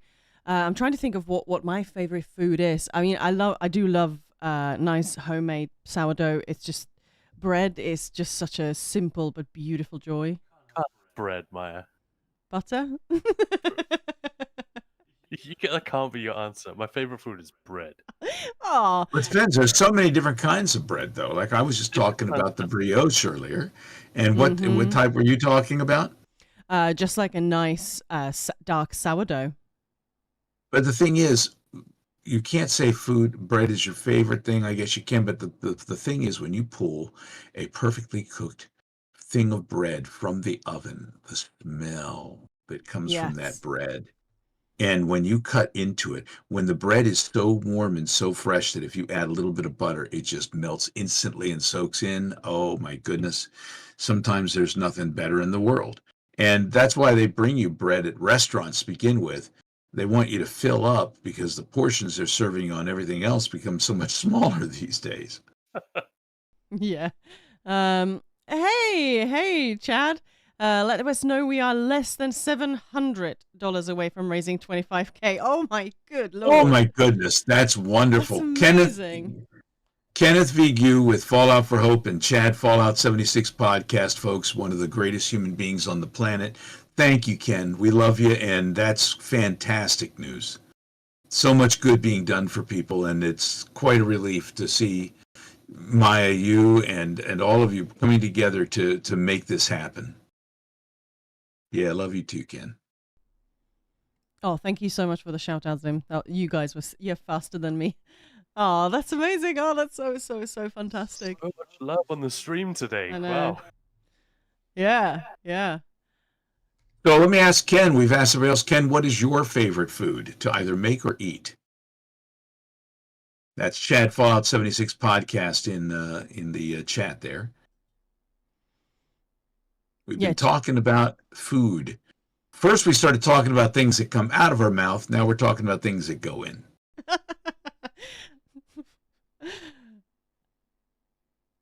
Fine. I think I'll just go with a beautifully cooked steak as well. That probably would be my thing, simple. A simple steak. Yeah. Oh, it has to be poutine. French Canadian indulgence. I'll argue with that. Yes. Let me tell you, poutine is the only meal that regularly comes with a nap. You're like, well, it was a lovely car brush. Oh. Oh no, you aren't wrong. Yeah. Lasagna. I was thinking fresh pasta as well. That's pretty. That's a pretty Mm. great call. There used to be a restaurant called Tutto Bene. It's gone now, sadly. But for years, I would go there for their lasagna, and they would have a homemade sausage, full homemade sausage, made into the center of their lasagna. And each giant piece of lasagna you got had its own full-size sausage in the middle of it. And it was just one of the most glorious, glorious things ever. And they don't make it anymore. They're no longer around, which makes me sad. At least we can talk about it. God damn, I'm making a face right now as you were describing that. Oh, it's yeah, we're gonna have to eat something, even though it's a little bit late. Oh, yeah. And just like that, I'm hungry again. Exactly. Yeah, I think So I've been getting text here, by the way, from Alex Wilton Reagan, who plays in ESO. Oh my goodness. What is the new character there? The new Daedric Prince who came Athelia. along. Athelia, she plays Athelia. Thank you. It was on the tip of my tongue there. And her sidekick, Tommy Earl Jenkins. And both of them were with us in Amsterdam. We had a wonderful time there. They're going to join us on this thing we're doing Tuesday at 4 p.m. So they've been chatting back and forth, and she's in Spain, and she's freaking out about her Wi-Fi connection. But everybody pulled together and hoped that Alex Wilton Reagan's Wi-Fi connection holds out. And we have everybody together to do this thing. Paul Guyette's going to join us as well. Awesome. I really enjoyed talking to that guy. Let's do a watch party. That's nice. Paul Guyette is huge, by the way. He's like, I think he's like 7 or 6'7". And we took a picture in Las Vegas when we were doing when we did Necrom. Yeah. And it was sort of like what we did in Amsterdam, except it was in Las Vegas, and it was at one of the e-gaming sports things they have there. And I took a picture in front of a giant Hermaeus Mora statue with Paul. And me sitting in front of Paul, it looks like he has a ventriloquism dummy on his lap. I'm that small next to this man who's a giant amongst men, but also a giant. That's awesome. Giant talent, giant man. Is there any info on that stream anywhere so I can share it in my Discord? Maybe we have a watch party on the Ninja Pulse Discord. That would be fun. It's going to be on the Chad Fallout 76 podcast, twitch.tv I think it's / Chad Fallout 76 podcast, or it might be George. Ken, tell me, is that going to be on Chad, or is that going to be George running that? I know that ZeniMax Online Studios, Bethesda, is involved with this as well. So if Ken chimes in and lets us know, do you guys know? Oh, sorry, the one on Tuesday with ESO. Is that going to be George running that, or will that be you? It's on your channel, so that's it exactly. It's twitch.tv / Chad Fallout 76 podcast, and George will be doing the moderating on that. Cool. Yeah. I'm following obviously Chad Fallout 76 podcast Twitch. So yeah, I'll share that, and that's 4 p.m. Did you say Eastern time? That will be 4 p.m. Eastern time. Yes. Perfect. Oh, that'll be fun. That's when we finish a trial, 9 p.m. exactly for us. So. Yeah. Right into us.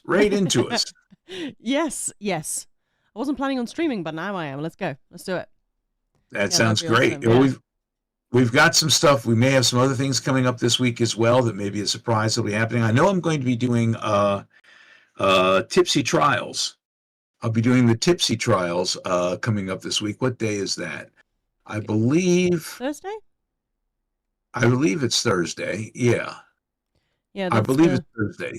So I'll be doing Tipsy Trials then, and we've got this ESO on Tuesday. We might have some stuff coming up before, and then on Friday, we have the Streamily crossover.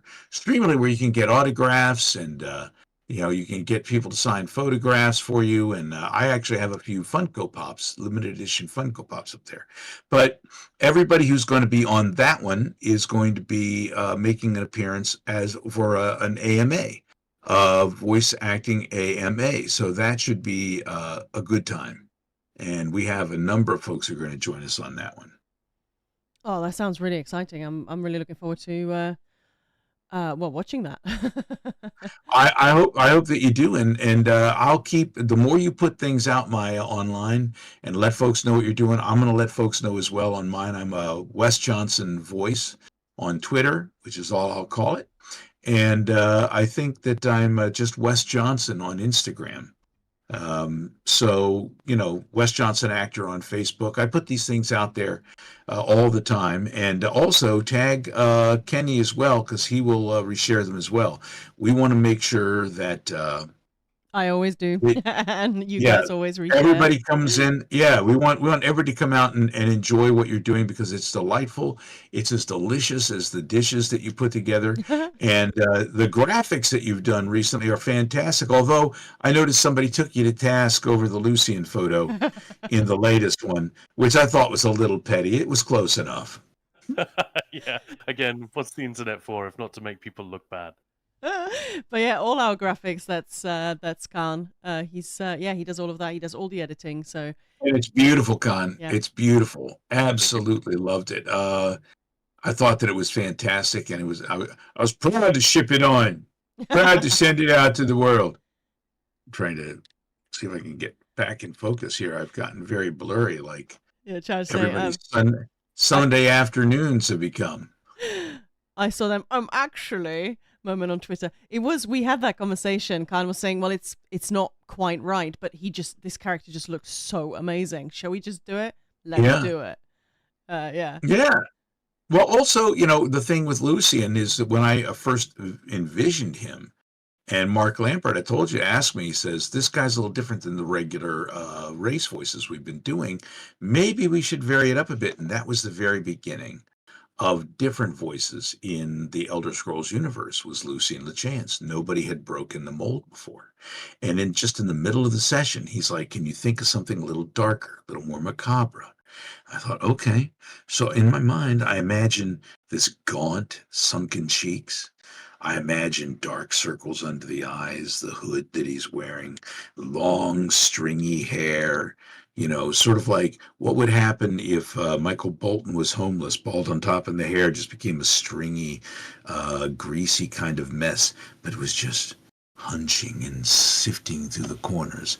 And Lucian LeChance then became born, dear child of Sithis. And then what happens is they decide what he looks like is this Benjamin Bratt, beautiful, beautiful guy, and all the women in the world are going, oh my God, he's beautiful and he has the heart of darkness, the perfect man. So they came together pretty well. But when in your mind, when you're thinking a character, you have to come up with something right away that allows you to come back to that. Now, in my mind, Lucian's soul still remains the same as that dark character, but his external visage has become the one I see in the games. I love the drawing that they did of him for Legacy, for the card game. Do you remember the card game? Some great graphics from that. Exactly. Shea Yeah. Gorath was fantastic. Lucian was fantastic in that. And I love that they had the arena in that one where Shea Gorath comes in, beats up, knocks out, or even kills, I don't know, the arena announcer and takes over every month or so and turns it into the Chaos Arena, which basically was a little Wes on Wes violence because I was both the arena announcer and Shea Gorath. So I've been back as Shea Gorath since the weird things have happened before, but I've played him since in Legacy. I played him in Blades, where he was in disguise. Do you remember him? Yeah. Yeah. He was in disguise, but he was definitely Shea Gorath. And if they come back with Elder Scrolls 6, I don't know what's happening, but I don't want anybody to play Shea Gorath but me. That's just the way I feel about it. I hope that they feel the same way. Well, let's all make sure to tag, Elder Scrolls. And just, this is what we want, guys. No one else. We're not buying the game. But yeah, that was also one of the things because I saw an interview with you where you were talking about specifically that you sort of when you did Lucian LeChance, you thought exactly. So, it's a grumpy, scary, creepy looking guy, and then it was this sort of lovely guy. And we thought when we saw this picture, he also reminded me a little bit of Hannibal Lecter, and I thought that's sort of the perfect Yeah. terrifying Yeah, he has that character. Hopkins Yeah. glint in his eye for sure. And the thing is, who's to say that that is not what Lucian, had he lived, would have ended up looking like? Or that his spirit or his body coming back as the spirit, the spectral assassin, would kind of look like. He's a little glowy.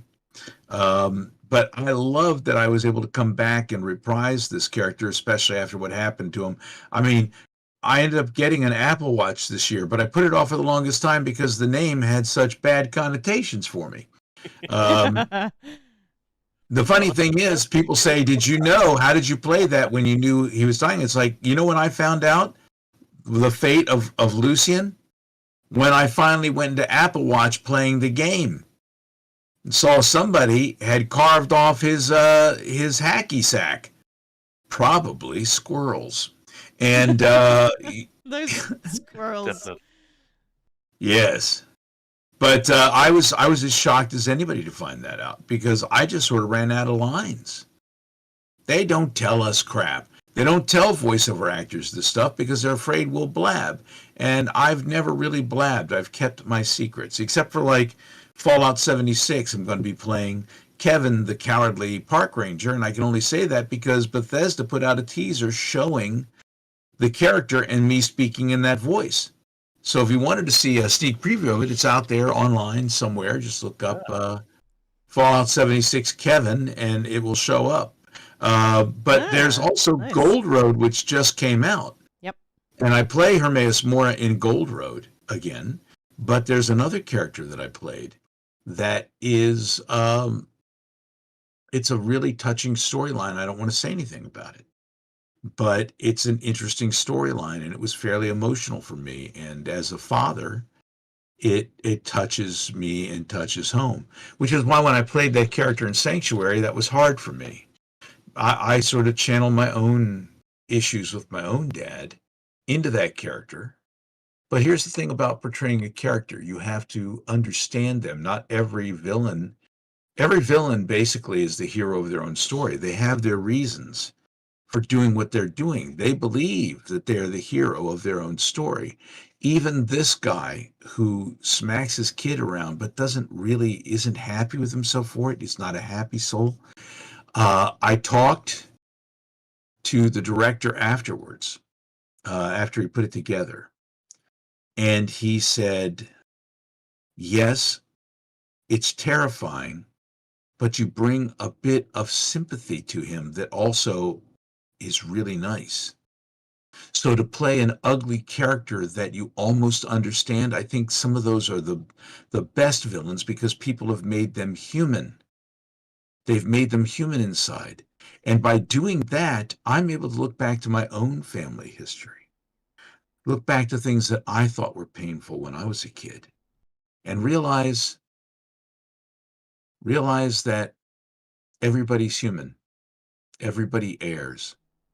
Everybody wants to be more than they are, but they rationalize things to themselves, especially when life gets hard or when things start slipping, they rationalize things. And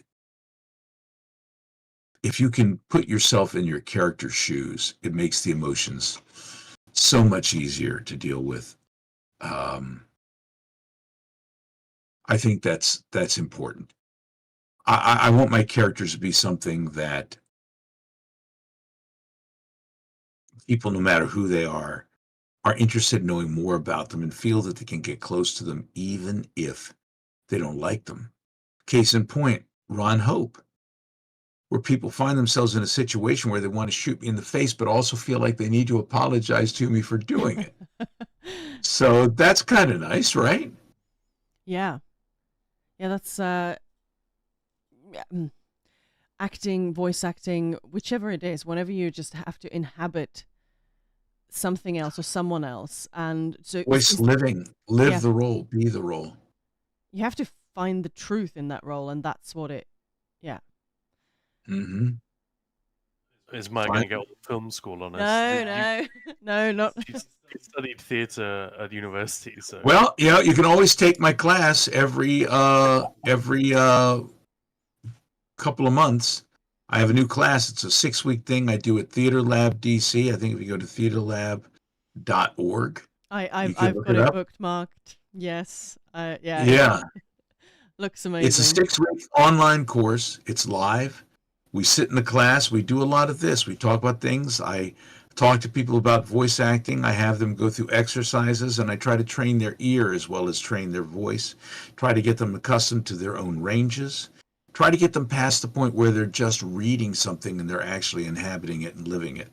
And if through 6 weeks, through that bit of practice, that beginning, we can prime the pump to get them to the point that they will continue doing this and practicing this, that's great.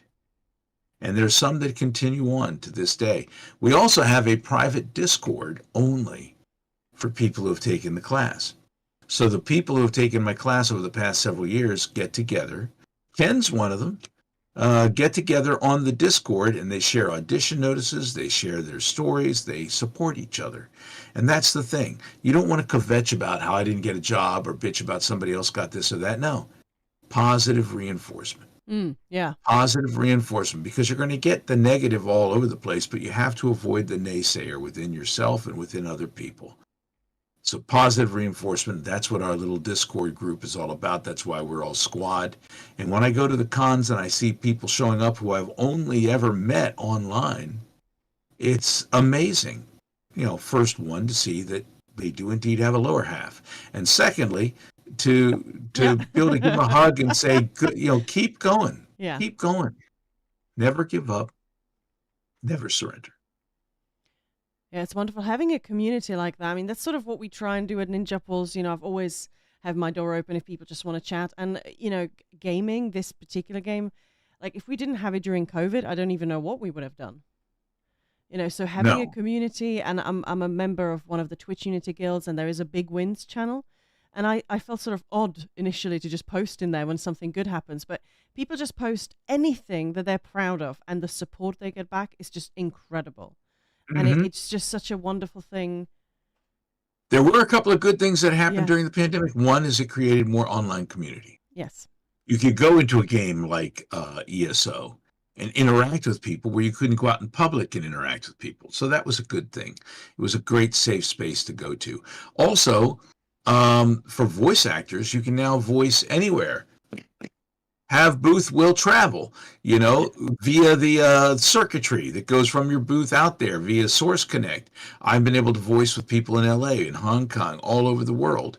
Yesterday, what we did with ESO, or with the SIM settlements, we started doing with Source Connect.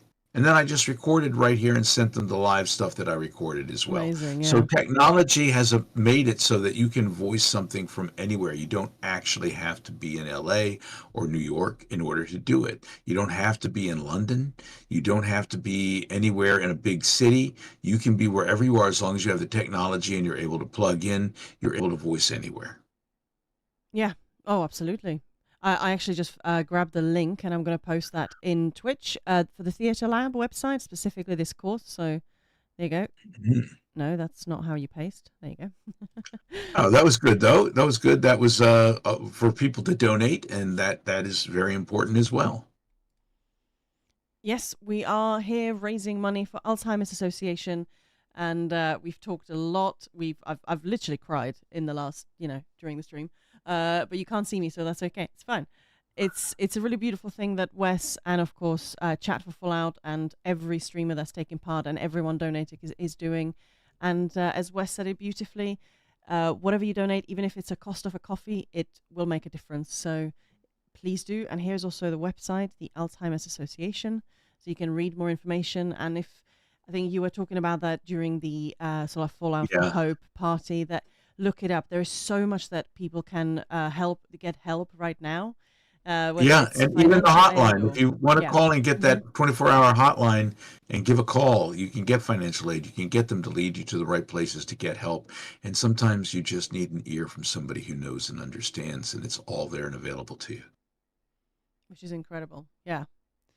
So please do We support if you had can. But people talking about how they've lost folks mm, right here in this chat, lost parents, grandparents. And I mean, every time I hear that, I feel it. I've been there. I know Ken has been there.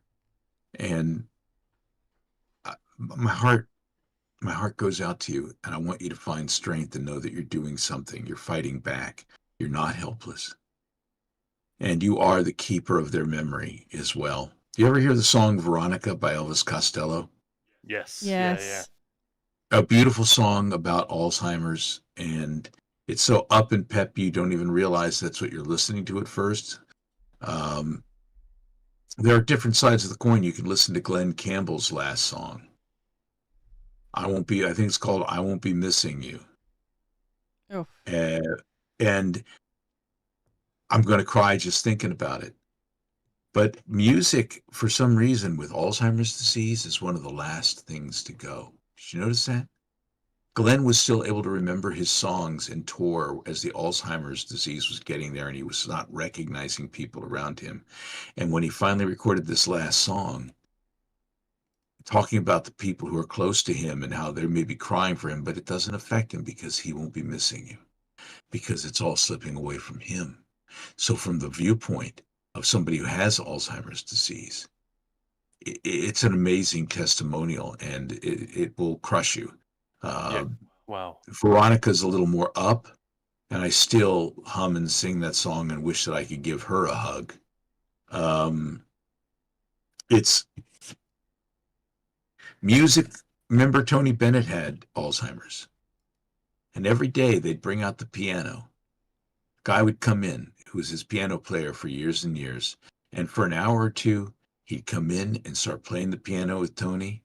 And Tony would immediately, when he couldn't recognize people around him, couldn't do things he normally did, would suddenly be like, fly me to the moon and let me sail amongst the stars. You know, suddenly he's singing. He knew all the words. So they were able to get him out. They practiced with Lady Gaga, got him out for that one final concert at Carnegie Hall, where Tony comes out by himself because they wanted him to be by himself at first, because him and the piano, he would just respond to that. And here he is singing his songs like he always did, looking just like, sounding just like Tony Bennett. And it was beautiful and marvelous. But he hadn't recognized Gaga in weeks, a month and a half or so. Didn't know who she was. And she comes out onto the stage midway through, and it's all on film if you ever get a chance to watch it. And he looks across the stage and he goes, Lady Gaga. wow. Wow. And the look on her face, she is stricken near to tears that she is recognized by her dear friend of all these years, and that it came back to him suddenly. And those moments with the people that we love where they're slipping away, and we get that extra little second with them, no matter how long it takes, no matter how long it lasts, when they're there for a second, it's so wonderful. And then it slips away again. And I don't wish that on anybody, nobody, which is why we do this. It's why I do it. It's why Ken does it. It's why you're doing it. It's because we're helping. We're fighting back in the face of something that leaves you so helpless. And just like Lady Gaga, fighting back the emotion of the moment, we come out and we have fun. Because, guys, that's what we're supposed to do in life. That's what life is here for. Forget the naysayer. Forget the person in you that tells you need to feel guilty about something or this and that. We're here to enjoy our life, to have fun, to follow our dreams, to follow our joy and let the head set the directions, and to love, to let others love, to basically bring joy and kindness into this world. And that is what you guys are doing. Every time you make one little small donation, every time you decide to help somebody other than yourself, you're making this world just a little bit brighter. And I love you all for it. Can't thank you enough. Here, here. Wow. Thank you. Yes. That's thank you for being so open. That's just yeah, thank you so much for sharing, and yeah, everyone in chat as well who shared. It's really powerful. And yeah, that's why I'm here. And Wow. Thank you. Thank you. It's Beautiful words. it's Yeah. yeah, well, it's I mean, it's from the heart. And it's from the heart when I thank everybody too, because I look at what's happened over the last 3 years of this Voice of Palooza and how this community has come together to raise over $100,000 to help people in need. And we're going to be able to do so much more good.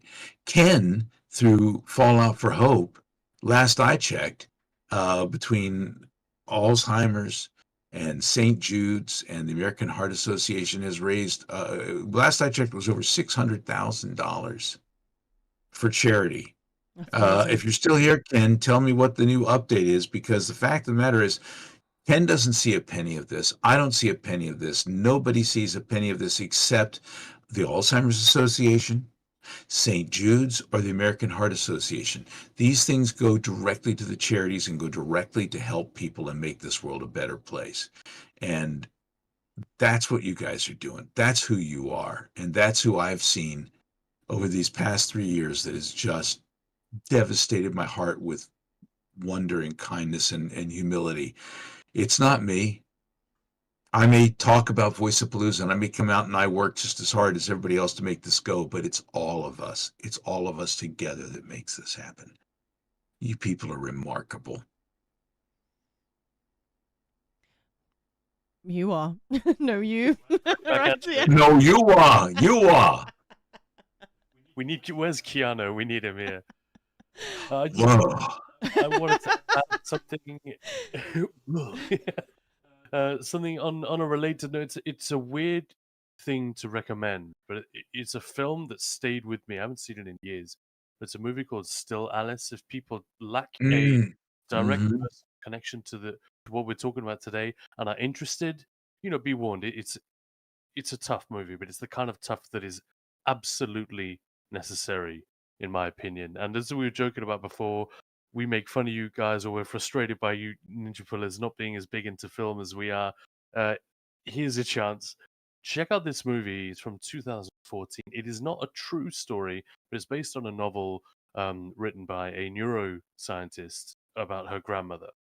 So there's a lot of truth in there, and the director and a lot of the actors and a huge number of people on the production did have personal experience with Mhm. loved ones who suffered from Alzheimer's, and that is, like I said, it's tricky to recommend, but it's not a Marley and me kind of tugging at your heartstrings in a manipulative way. It is a real experience, which I was so glad to have seen it with Julianne Moore, an incredible performance. If you guys have the chance, I have catch to that. check that out. Also, Father, the film with Anthony Hopkins.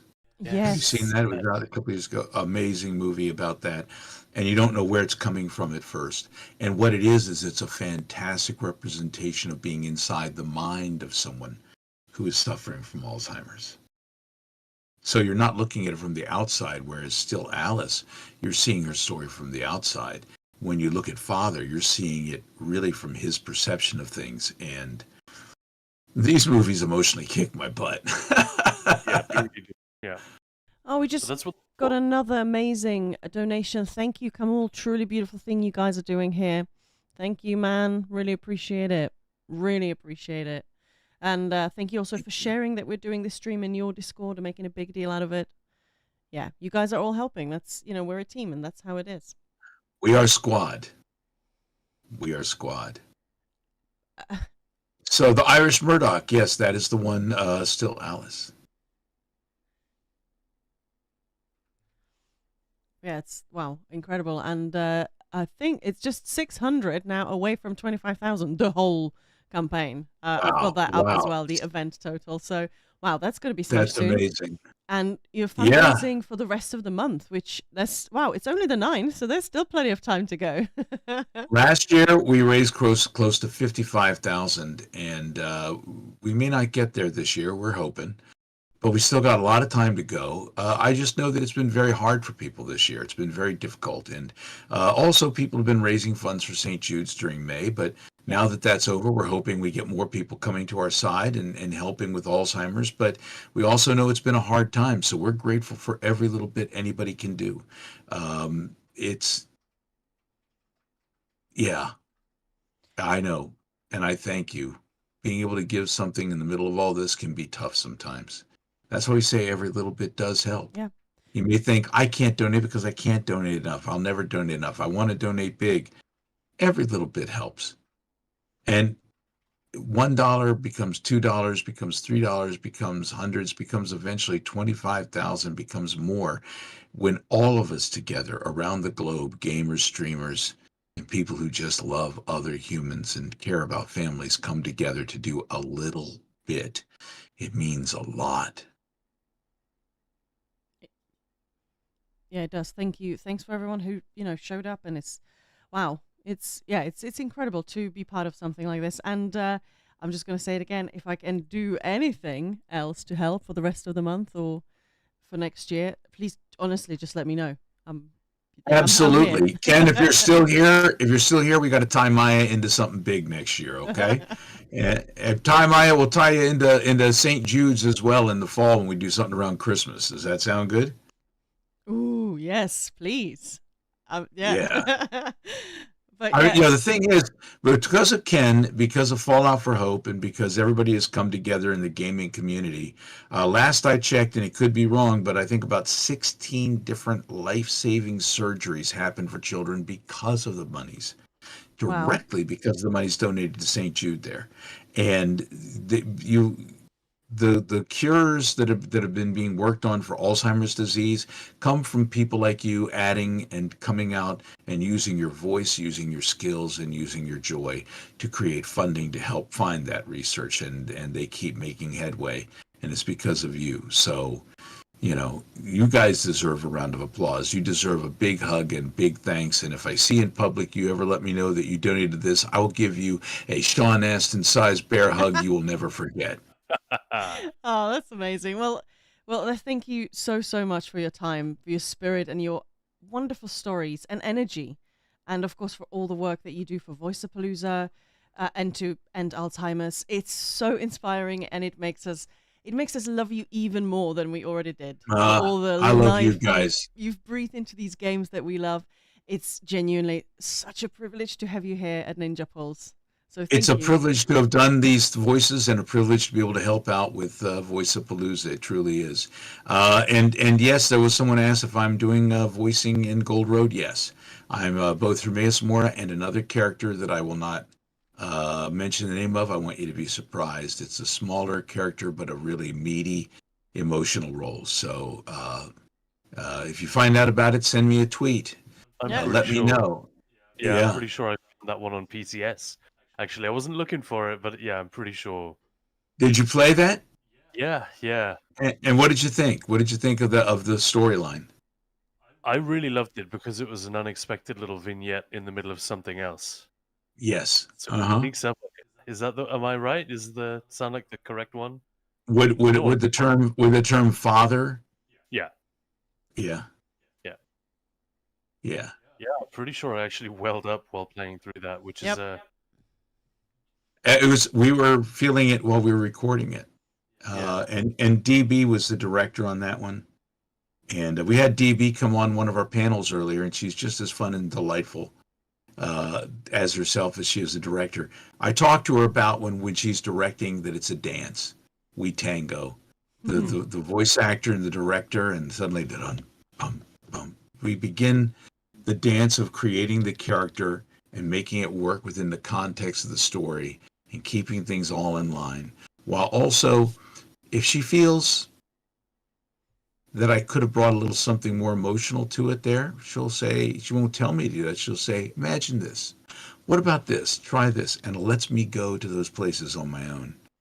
And she's just about as magical and wonderful a director as she is a performer. So. Oh, that's amazing. I love hearing little stories from sort of behind the scenes as well. It's really fascinating. Two of my favorite directors of all time, her and Mark Lampert. Yeah. Wow. Well, Mark would be delighted to hear that. I'm sure he has heard it already, but he's a name that we all know as well, or many of us do, because of his work on this franchise. Amazing. I need to reach out to Mark and go out to lunch with him again. Last time we went out to lunch, we had a lovely time. I see him all the time, but it's been too long, so I got to change that. Mhm. Well, I don't know for certain whether it's the same little story beat that I'm talking about, but I got a couple of conversations with CJ Greb, the art director for ESO in Amsterdam, and he made a point of telling me he was not prepared for a couple of points in the Scribing quest line and Gold Road quest line that really made him reach for the for the tissues to wipe his eyes.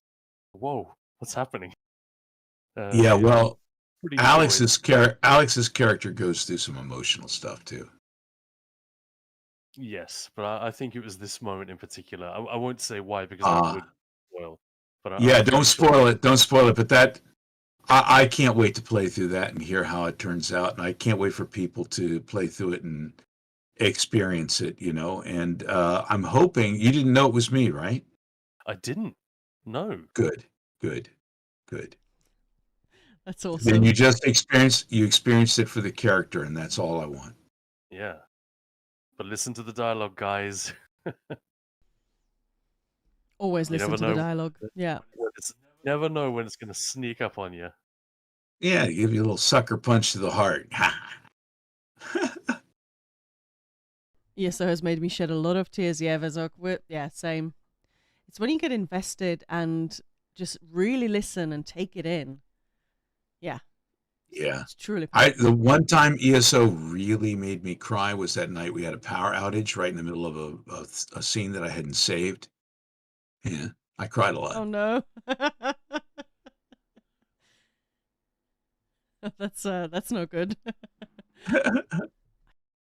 So, well, this has been delightful, guys. Is there anything else anyone would like to ask here? I Any hope that last mini I, questions? yeah, I hope I've Uh, given enough to you for what you've given to me, which is incalculable. It's beyond what we could have asked for or imagined. This has been such a delight. Like, I already knew that you were obviously incredibly talented and a fun person, but actually hanging out and talking to you, like, this has just been an absolute highlight. This has Probably been a of my blast. gaming career.